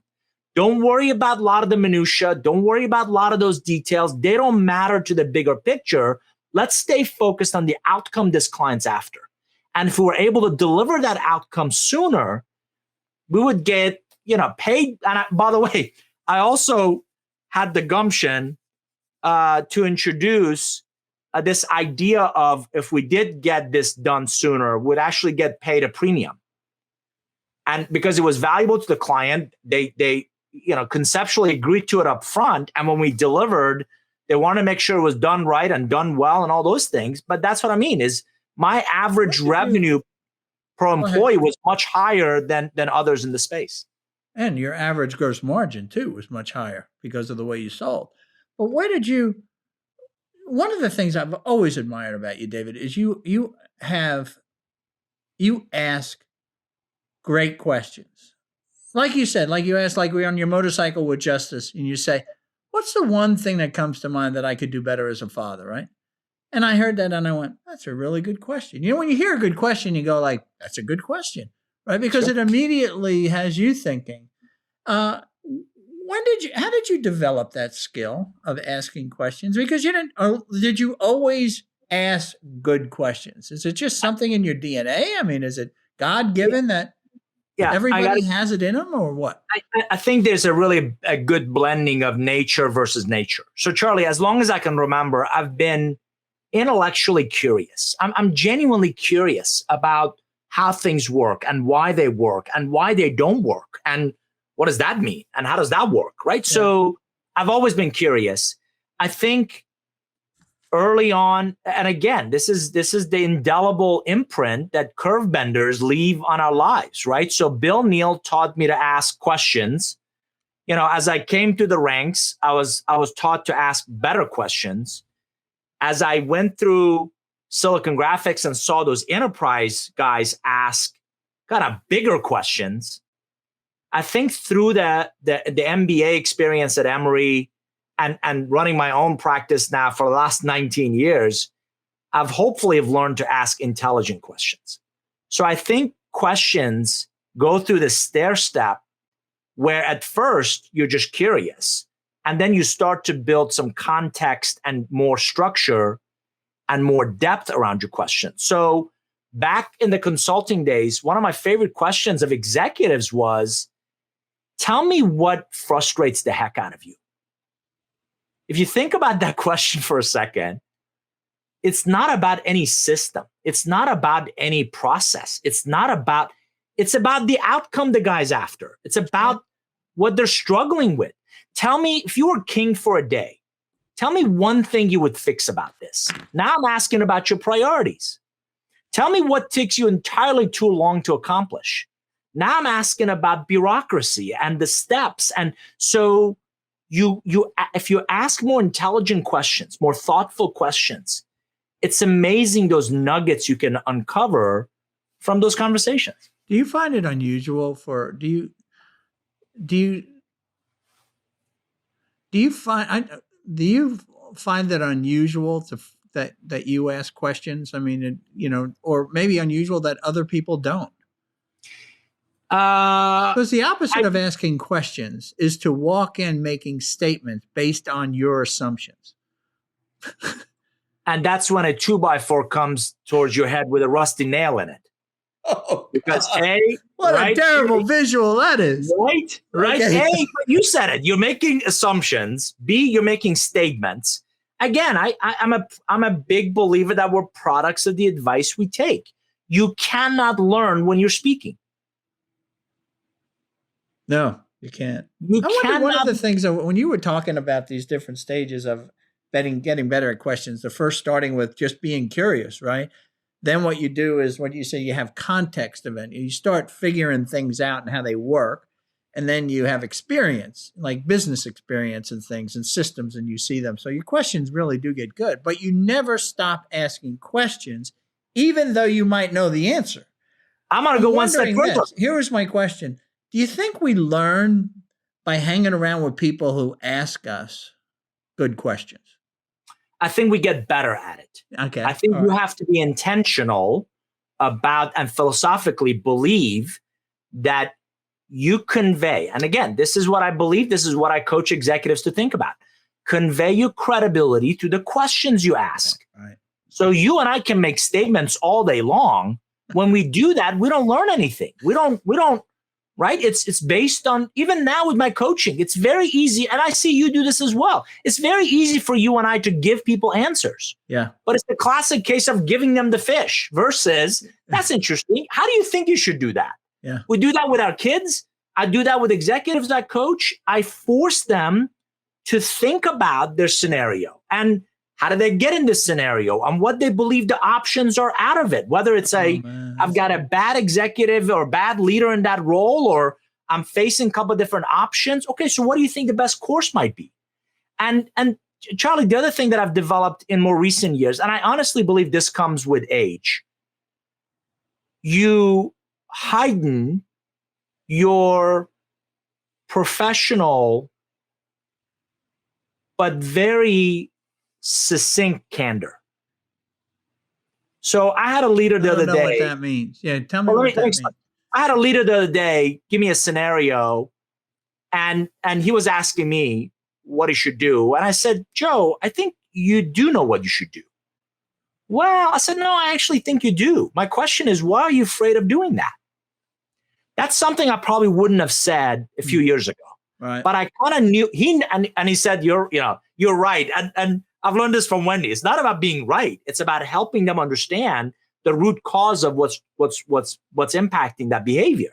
Right. So candor, it's easy for any Yahoo to jump in with radical candor, right? You're an idiot. Well, that doesn't help. It's asking questions to get people kind of where they need to, lead them down the path they're dying to go, which is to understand not just what's happening, but why. But the candor takes a certain subtleness. The candor takes a certain professional maturity and decorum to call things out that others may not, to say things what others can't. But it's interesting that you have to do that also. What I've learned is you've got to do that and being authentic, that it comes across that you care. Because if you have candor without caring, then you're really just an a-hole. I mean, let's do it, right? Yeah, exactly right. And I'm going to go one step further. Charlie, they have to feel that you have a vested interest in their success. There you go. So if my kids didn't believe that their answers mattered when I asked, what's the one thing that I could do to be a better dad? I've asked my kids, what do you believe what's one thing I could do to be a better husband to your mom? And Charlie, they might be 17 and 19, but they're intelligent and they have eyes and ears and right. And they tell you things that you need to hear. Right. So same thing with that leader. If you demonstrate a vested interest, Joe, the reason I'm asking you this is I believe this to be one of your blind spots. And let's just talk through that. And it's amazing. It's amazing that they become a lot more receptive to your advice, to your counsel when you do that. You just made me realize something that I never realized, and it frustrated me. But now I know why. I always hate when you get into a new group and the facilitator starts with icebreaker questions. I hate that. Like, hate it. I can't even tell you. I mean, it's like I break out in a rash, when they say, look, let me ask you this question. And it's like this bizarre, like, oh, come on. Yeah, there's a lot of manufactured rapport that's out there. Right. that like when was the last time you crossed your arms and fell backwards in your office, right? I've never understood those things. Like, who does that? So what's your favorite color? or when was the first time, that you threw up, or I don't know, whatever it might be, It's or again, this is very true in the startup world or entrepreneurs, like some of the early sales reps that walk in and say, what keeps you up at night? I always want to say heartburn. You got a solution for that? It's like, it's intellectually lazy, right? Do some homework, come with an intelligent question that is going to make me think and make me give you a better response than what keeps you up at night, right? Yeah, what keeps me up at night is anticipating this question that you just asked me. Right? That's what keeps me up right? at night. I've done nothing else today but wait for that question from you. So then take me along here. We got to get to the point. So you come out of this what was it called? K-Force. K-Force. Yeah. K-Force. And then you get to where did you go then? So I went to Broadbase. It was another. So I did the consulting world, and Charlie, I at K-Force, what I saw, the higher I went in the organization, my client organizations, the more conversations I had with leaders, I start to become very self-aware that I didn't have the business acumen. I didn't have the breadth and depth. Okay. To really play at that level. So most entrepreneurs have heard of a P&L. They know what a profit and loss statement is, but do you really understand the levers that it takes to manipulate a P&L and what SG&A is and your labor cost and your acquisition cost and a lot of those things that, think about it. They don't teach you that in Sales 101. Most people don't know. They become executives and they don't they say words like P&L, but have no feeling for what is a P&L, what is a balance sheet, what's the difference, how do you read them, how do they tell you the story of what's going on in the business? Very difficult. So I think that my background and the stories we've been talking about is going to come front and center. So Charlie, you're going to love this. I lived in Atlanta. We lived in Alpharetta. My office was in San Francisco. And I decided to go get an executive MBA. And I did my due diligence of, Duke and Chapel Hill and Gainesville and Georgia Tech, Georgia State. And I really liked Emory. Never been to Emory, didn't know anybody that went to Emory, but I just really liked the Goizueta Business School. And, worked really hard, leveraged my relationships to get introductions, met my next curve bender, a woman named Julie Barefoot, was Dean of Admissions. And I called Julie and I said, I'm thinking of this executive MBA program. Could I buy you lunch? I'm just trying to understand what the options are. And she was gracious. She met me, explained full-time MBA versus part-time versus evening versus executive. And they wanted the job experience, which I had. Make a long story short, I asked her about the requirements and went and took the GMAT and, kind of got my act together. And you're a friend. I didn't have a What did she say that sort of convinced you this was a good next step for you? You remember I mentioned that I was a challenge junkie? She said, we want students who are I'm paraphrasing. We want students who are going to become alumni that we become proud of. What a great statement. And I said, oh, yeah? Watch this. Hold my beer. Right? So I came back and I told Wendy, this is the one. I don't know how we're going to get, I'm going to get in. I don't know how we're going to pay for it because most executive MBA students, their companies pay for it. Yeah. And I was one of, I think 3 out of class of 52 that was paying for it myself. Mm. So we used money from our 401k and I was never a good standardized test taker. So I went to Kaplan. I learned how to take the GMAT. I took a pre-class. I literally signed up for the pre-class program and I got in. And here's the best part. So I'm living in Atlanta. I'm working in San Francisco. You were the only guy of those, how many, 52?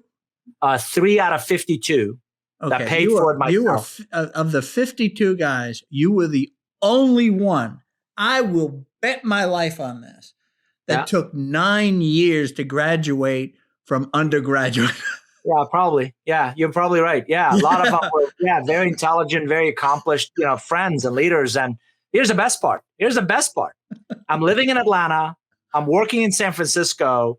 The executive MBA program at Emory is every other, all day Friday, all day Saturday, all day Sunday.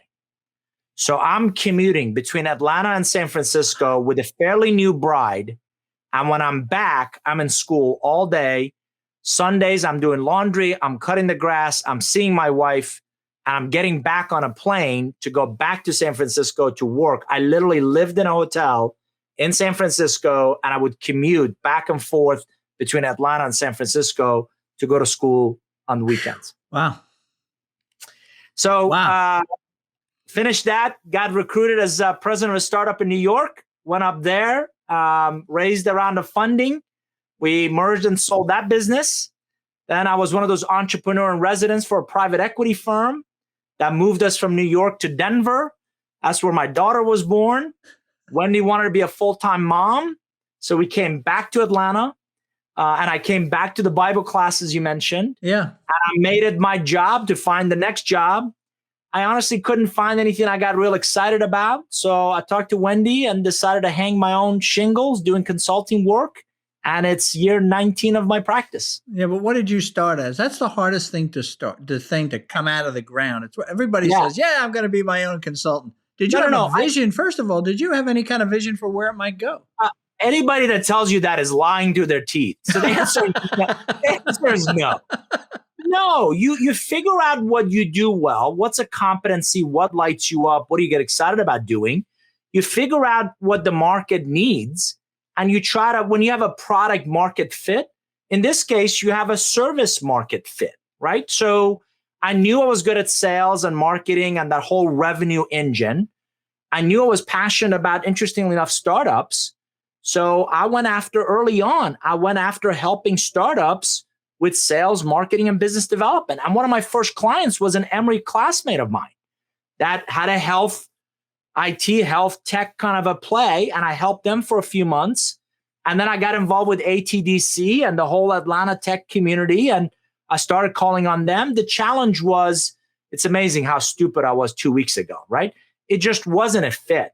What they needed and what I was trying to do wasn't a fit, and they didn't have the willingness or the ability to pay for my services. That's an old one for me, is when I talk to people, they say, well, these people really have a need.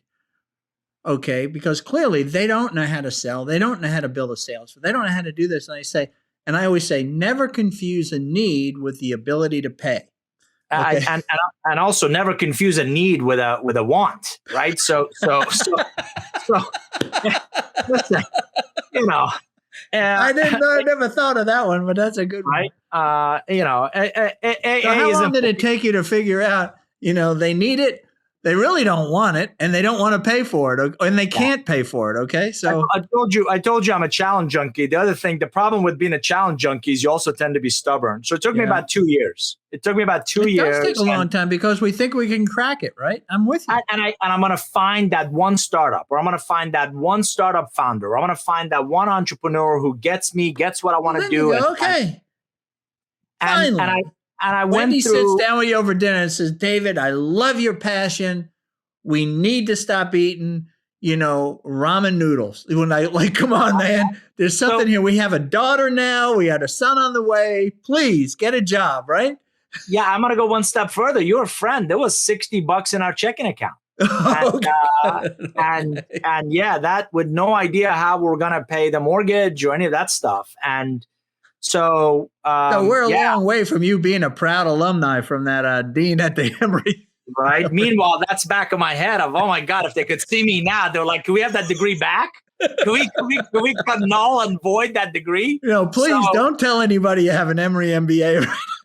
Yeah. So I knew I needed to go more upstream. I needed to go after bigger clients, bigger companies that had the willingness and ability to pay for my services. So I did what I knew how to do with Charlie. I went on a listening tour. I went to, and you were actually on that list. I went to 35 friends that I liked, I respected, I trusted. And I don't know if you remember, you had an office off of, it was that parallel road to North, 285. Yeah. Interstate. Yeah. And I came to you and I said, and the listening tour was, I went to a bunch of friends and I said, knowing me, what do you think I do well? And inevitably the bell curve was, you network better than anybody else we know. If you could teach other people how to do this, you'll succeed. And I'm like, well, a lot of what I do is kind of second nature. I've always been doing this, and this is just kind of, that's kind of my DNA. And so I then surrounded myself with a handful of really good friends, and we literally whiteboarded in the next room over around a table. We whiteboarded what became the Relationship Economics book, my first book. And it was this process of how to turn everyday contacts into value-based relationships. And Charlie, I went back to Emory and I said, you have the website, you have the meeting space. What if I put on a workshop and we split whatever we make? And Charlie, I send an email out to a bunch of friends. They send an email out, and people from Chick-fil-A and Sony and Goldman Sachs and KPMG and these marquee companies showed up. And I said, surely you guys already do this. They're like, no, we don't. I'm like, surely this is part of your new hire or management development program. They're like, no, it isn't. And the light bulb went off I put on a half-day class for $250. And, we had Just 40 a half day. So it's just a brief workshop. Yeah. Yeah. So you created a product on, what was it called? It was Relationship Currency Roadmap. Okay. So $250, 45 people showed up. So, and their number one complaint in the feedback form was, we didn't have enough time. We wanted more of this material. Where did you get the idea? Where did you get the idea to leverage the credibility of Emory? That was the one brilliance, is to take action on this. I'm going to create a half-day thing, right? Education kind of program. The next brilliant thing was to leverage the credibility of Emory, because you could have put out a direct mail piece to everybody and no one would have showed up. It's like, David, who? You're kind to give me way too much credit. Okay. Charlie, I needed a space to hold the class. That cost a lot less than $60 because that's all you had, right? Right? I needed basically a free room to hold a class. And I just finished a 2-year executive MBA program there. And it was a really nice facility. By the way, I didn't have a website. I didn't have their email list. I didn't have the engine. I didn't have I didn't have a way to take, orders and credit cards, right? So I was fully transparent. You've got the facilities. You've got the website. Whatever, I'll put on the content. Whatever we make, we split. And thank God they said yes, because who said yes? It was she's no longer there. It was the woman that was kind of running that kind of their executive education executive. I mean, they were doing exec ed kind of stuff. So you knew, but you had a relationship with her, or at least you knew her name. She was in the MBA office, and she was around our class all the time. And she was, it was a relationship that I just reached out to her and I said, could we do this? And Charlie, I'm telling you, as I'm looking in feedback form after feedback form, and there was one statement at the bottom, or one question, what could we have done to improve, or what could we do more of, or right? And the consistent response was, this should be a day. This should be a 2-day course. And the other thing I did is, she was kind enough to send me the attendees list. And I started calling each of them. Go, David. David Nour's back. And I said, can I just buy you a cup of coffee and learn more about you and your job and what you do? And so I had my prospect list for probably the next 2 months. And Charlie, I went down. Now I'm inside these companies, like I said, KPMG and these big companies that, I'm like, there's no way that, I'm just a one guy and I've got one class. and this goes back to some of your comment. I mentioned earlier product market fit, service market fit. I struck a nerve. I struck a nerve that relationships matter. They're important to the right leader. So I got to tell you, one of my first clients was KPMG, and they invited me to come to a women's leadership forum. And the young lady who had attended my class introduced me, and KPMG was doing a women's program with one of the law firms. And I went to, it was SunTrust, KPMG, and a law firm. I went down there and I did a program for them. And I think they paid me like $2,000 for that one. And then one of the partners who was there said, we're having a partners meeting in Naples, Florida. Could you come and speak down there and present that? So KPMG became a client for about 8-10 years. One of the partners leaves and goes to Deloitte. That actually became the cash cow that was the foundation from which you can launch the rest of the business. Unequivocally, yes. So when you deliver value for a large enterprise, they don't mind writing $100K, $200K checks. Yeah. Where startups can't do that. Where startups, maybe they can, but they don't have that need. They can't. They early on, they need customers. They need revenue. They need, even if they are funded, they're developing their product. The startup thing, that's really hard to make. Very difficult to make a living there. Yeah, and so I made a commitment until public starts taking startup options, as currency for milk. To feed your kids and your wife, you're going to have to write. I'm with you. So again, I started working with these large enterprises. I better understood their challenges. And Charlie, I stuck to my wheelhouse. I stuck to kind of what I knew, which is early on, as I'm doing just all relationship-centric courses and training. And, by the way, beyond the training class, can you help us with this project? Because I think we're having a relationship problem here, or we want to build better relationships. And so that initial training turned into speaking engagements, turned into consulting. And I got asked enough times, is there a book? How do we learn more? That I finally came out with my first book in 2008. When did you give that seminar at Emory, the half day? Yeah, so that was 2004. 2004. So I started 4 years later, 4 years of doing this work, and gathering all these stories and perfecting the sort of the methodology and giving it your terminology and all that, which, all of it is part of that methodology. That's when you said, okay, I'll take on writing a book. Because I know I've been faced with that. And I look and I go, man, that is like, I don't know. But and you must have said that a number of times. And then all of a sudden you went, yeah, I got to do it. You remember, and this might be a common thread throughout this interview. You remember that hill? And I'm going to go capture that hill. I got some 22 rejection letters from publishers. And I finally figured out this is a relationship business. So I flew to New York. I went to something called Book Expo America. BEA is the largest trade show for book publishing. It was at Jacob Javits Center. And I spent 3 days walking every booth, every floor. I talked to everybody I could. Finally met a literary agent who I pestered the daylights out of to take me on. And he finally said, I'll do it. But I got to tell you, I think, in that business, you get an advance and you got to make some commitments. And God bless Bill, another curve bender. He sold my first book to Wiley. And we're off and running. So yeah, did you get an advance for it? I did. It was $15,000, and part of the contract was I got to buy 5,000 copies of my own book. So they hedged their bets. Was the 5,000 copies? Was that at $3 a copy?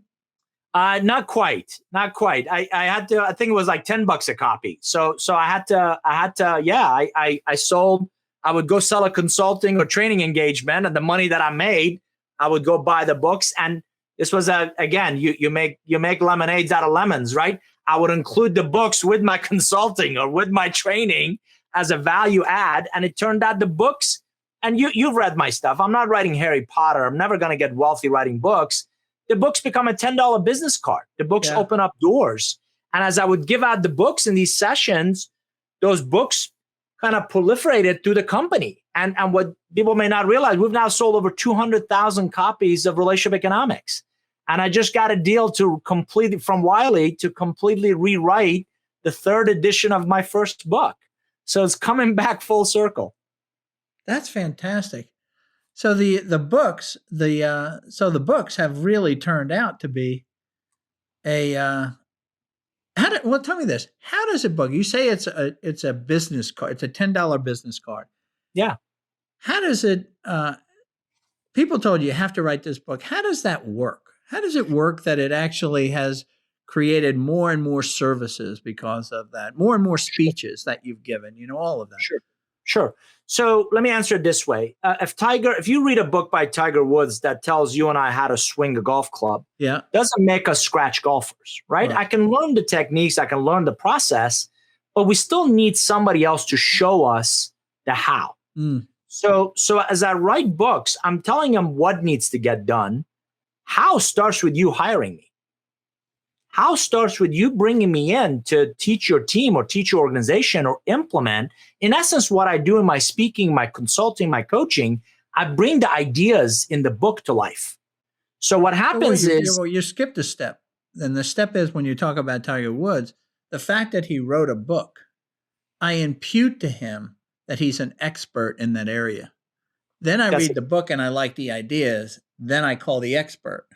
That's exactly right. I already believe is an expert, whether he is or not. I tell people that's a great point. I tell people an expert first, a speaker, consultant, coach, author, whatever else, a distant second. Because if you don't come from some place of credibility, some place of expertise, people are going to see right through that. So what people don't realize is it takes me, I told you it takes me 4 hours to map out a 1 day motorcycle ride for us. It takes me 4 years to research and interview executives and map out what I've put in that book that you've got over there. So, a lot of people see what I do and they're like, hey, and you and I have laughed about this. It's amazing what an overnight success you've become. I'd love to do what you do. And I'm like, okay, so let's backtrack this for now 19 years. Tell that story, by the way. Tell that story. I thought that was one of the funniest stories I heard because it's so easy to say. Tell that story. Yeah, so I run into friends. I run into people around town that you haven't seen for a while, and they're kind enough to mention, I just got interviewed for a national TV, spot, or they see you on the agenda or program for maybe an association or something they belong, and they recognize you, and they come up afterwards, or they come up at the event and shake your hands, and the comment is, it's amazing what an overnight success you've become. And you just kind of smile and thank you, you're gracious, and they mean well. What they don't understand is the incredibly difficult work necessary to become really world-class or become good at anything, right? You've heard the old adage, it takes 10,000 hours. Your audience may not know, pre-pandemic, I was on the road 208 days in 1 year. Wow. I did 62 global speaking engagements, right? The book you're holding is book number 11. So it takes work, and it goes back to coming from Iran. It goes back to Eagle Scout. It goes back to what I teach my kids. You want anything in life, and I'm not done yet. I've got a few more hills I want to go capture. You want anything in life, you got to work hard for it. So the books are chances for me to I always start with a question. I'm really again, back to that curiosity. I'm curious about a question. And then I dive in and I read a lot about that topic. And then I actually hire grad students to do social science. That's the field I'm in, to research for me. And then I started interviewing executives. And at some point, Charlie, you've read enough, you've talked enough, you've researched enough about a topic where you feel like you have something to say. And that's when I start to put the construct of the book together in a matrix. So if you think about a 200-page business book, 10 chapters, 20-page a chapter, 4 or 5 topics per chapter, 4 or 5 pages per topic. That becomes my matrix. Right. And I actually put that on my bathroom mirror with a piece of string and a red pen. And over about a month or so, I'm like John Madden. I'm drawing on it. No, that doesn't go here. That goes here. That's a better story here. And you kind of flush out that matrix. That's content architecture is what I call that. And then you start to write.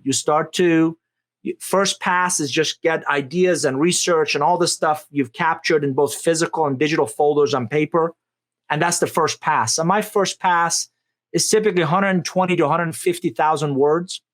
And then just like a film editor does, you go through what's called content compression. You start to cut back. Yeah. That story doesn't do anything. This one really doesn't help. That doesn't really develop this character or example. And you trim it back to about 60 to 80,000 words. And that's typically a business book by now. And then you send that off with illustrations and research and citations. You send that off to the publisher. They publish it, and that's what they do. Is there an editor in any of the middle of all this who kind of they do rips at you and says, "I know you think this is good, but it's not good. You need to cut this. This doesn't make sense." Yeah, I what I've learned is regrettably, book publishing is one of the last antiquated industries that's left. Mm-hmm. So they'll assign you a 22-year-old, freshly minted English grad. So what I do is the advance that I get, so I get a little more than $15,000 now for my books. So the advance that I get, I actually go hire my own team. I hire my own editors and illustrators and cover design and researchers. And so, when I hand my manuscript to Wiley in this case, it's all done. They still go through it. They ask for permissions for certain sections, but I hand them my own illustrations. They index it. They lay it out, they print it, they distribute it. That's what they do. What's the one thing I'd just say about the book is, I like the fact when I saw the book, I was thinking, it's not really so much about relationships, but when I saw that, you really the message there was so clear. It said, look, you need to keep growing, you need to stay relevant, and you can't do it by yourself. You need to have a curve bender. You need to have somebody in your life that cares about you, that you admire, that's ahead of you, that's going to kind of bring you along, And I look back on my life, and I have those people in my life, and it's very important to have it and be open and available to it. But the other thing that you said just here is, Charlie, this idea of relevancy, okay, is you said, look, I done really well. Sometimes I didn't think it was going to be well, but it turned out that I stuck with it. My grit that I had, that's in my DNA, as a Persian, as an immigrant. But I have still other hills that I want to rush, right? These other hills that you want to go after. What's the next hill? What keeps you going? Because this is hard what you do. It is very hard what you do. Yeah. So one of the things that this global pandemic has brought front and center for me, Charlie, is the myth that more is better. If you think of most entrepreneurs you meet, if you think of most people you meet, they want more. They want more clients, more relationships. I just want more followers, more, right? And I believe we're confusing vibration with forward motion. Mm. Because what I've learned is, and I actually call it the Jerry Maguire business model, right?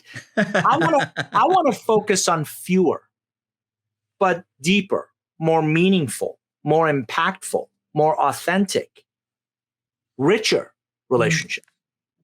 So at the onset of this pandemic, Charlie, I made a list of my top 100 business relationships. And I just got on the phone and I called them. And it wasn't to sell them anything. I called them to ask them, how you doing? And what are you seeing? And what are you hearing? And how are you dealing with your business? Back to that curiosity, right? Back to those questions, back to those. And what I found out from one leader, I saw that somebody else was struggling with. And I said, wait, would you mind if I just introduce you? You guys are not competitors. Let me just introduce you to each other. And for the last 14 months, I've developed this notion that I'm really purveyor of relationships. I'm in the relationship business beyond what I do and how I do it. And not only I get joy from putting like-minded, intelligent people together, but they create this enormous value. So what I actually want to do is I want to do more of that with even bigger impact. Charlie, I want to speak at the World Economic Forum in Davos. I want to speak at TED. I've done several TEDx's, but I want to speak at TED. I want to speak at Aspen Institute. The World Economic Forum has something called kind of future globe kind of shapers or future globe leaders, if you will. And it's a select group. You may know recently What message do you have for those people? What message does David Nour have for those people that's going to be important to them to hear? Yeah. Beyond your educational foundation, beyond your professional pedigree, your only sustainable differentiator is your portfolio of relationships. And it's more than just a soft skill, because we've all learned, A, it's not that soft. B, it's not easy. C, it takes a lifetime to really develop, nurture, and capitalize on. D, it could have a profound impact on not just your own life, but lives of others. You were kind enough to mention curve benders in our lives. And that's actually one of the biggest questions I get asked is, who are they? Where are these magical, mystical creatures? Where can I meet them? By the way, can I meet one this afternoon? Because I got an important meeting tomorrow. The bigger question is, how do we all become curve benders in the lives of others? How do we take that 22-year-old where Bill Neal did it for me and not just teach them our products or services, but shape the manager, the leader, the husband, the human being, the father they become? We keep talking about all the challenges in our society. Newsflash, this is still the greatest country on this planet. And do we have challenges? Absolutely. But whether it's societal or economic or in our diversity and inclusion, you know what that takes? Incredible relationship role models that show all of us there's a better version of us ahead. There's a better version of us in our future if we ask better questions, if we develop that appetite for learning, if we invite mentors in our lives, if we have role models that show us that it's okay to get fired, because you'll learn if you learn from that and apply it in the next opportunity, right? I like what I like that the advice that you're talking about now is the advice of a 50-year-old. This is a new perspective of now we need to give back. We need to be curve benders in other people's lives. And this next phase is so cool. It is so fulfilling to not be the person who did it, but to mentor along and help the person to do it. Okay. And when they get there, it's just like that dean that you talked about from the Emory saying, I am proud to say that David Nour is one of our alums. I am proud to say, as David Nour, that executive, was one of my clients, that and look at him. He's on stage. He's changed the world. That's man, that is super fulfilling at that point, And I got to tell you, Julie Barefoot at Emory did exactly that on LinkedIn. She just celebrated some anniversary at Emory, and I made a note, and I said very authentically, Julie, thank you for believing in me so many years ago. I was class of 2000. So this is literally 21 years ago. She believed in me. And even before that, she let me join that class, and she came back and said, I'm incredibly proud of what you've accomplished and what you've done. And Charlie, you're exactly right. It's a humbling experience when you hear from clients that, not only I became a KPMG partner, but now I lead the Goldman Sachs relationship, and I'm able to do what I'm able to do because of what I learned from you 15 years ago. Or people that may never remember my points in a keynote, but they absolutely remember my stories in relationship economics, or you're exactly right. Some of these things I coach, I mentor others, and to have a front row seat to their growth, to their development, to their maturity, to their journey from what I call now to next. It's just both an awesome experience and what an awesome responsibility to do that, to shape not just the short-term performance, execution, and results of others, but shaping the person they become. Yeah. God has given you a great platform, and you've done some good work with it. So Curved Benders is the book written by David Nour, and this is number 11. Number 11, Curved Benders by David Nour. And I like one thing that you say at the end there, and we'll end with this, is, you say, if you got a new idea, if you got inspired, if you read a great quote, if a story sticks with you, then I've done my job. And that's the David Nour that I know and the David Nour that I love. That this is, you said, look, I wrote it for a reason. If you got more at it for another reason, that's cool too. Okay. I'm all about it. But David Nour, you have always been about relationships. So thank you so much for spending all this time with me. This has been fabulous. Are you kidding? This has to be the more in-depth, interview ever. I'm surprised you didn't ask to talk to my third grade teachers, for crying out loud. Charlie, I'm grateful. I love you, and I appreciate you, and it was great to spend this time with you. Well, I'm going to do a little close with our audience, and then I'll catch up and we'll be finished, okay? But thank you so much for hanging on. This has been a long interview, but I think this has been a super valuable interview. The thing that I took away here, just to kind of net it out, was, is to realize we're so concerned with what David called, what did he call it? He said, we're so concerned with output in our society. And even during this pandemic, it's all about, we're much more productive. So concerned with output, but we really need to be concerned as individuals with outcome.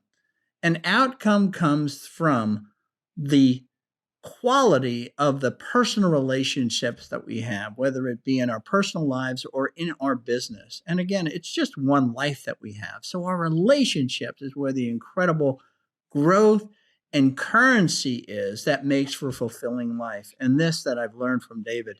So if you'd like to make sure you don't miss one of these great interviews, again, sign up at paparelli.com. But thank you for spending this time with us. Take care.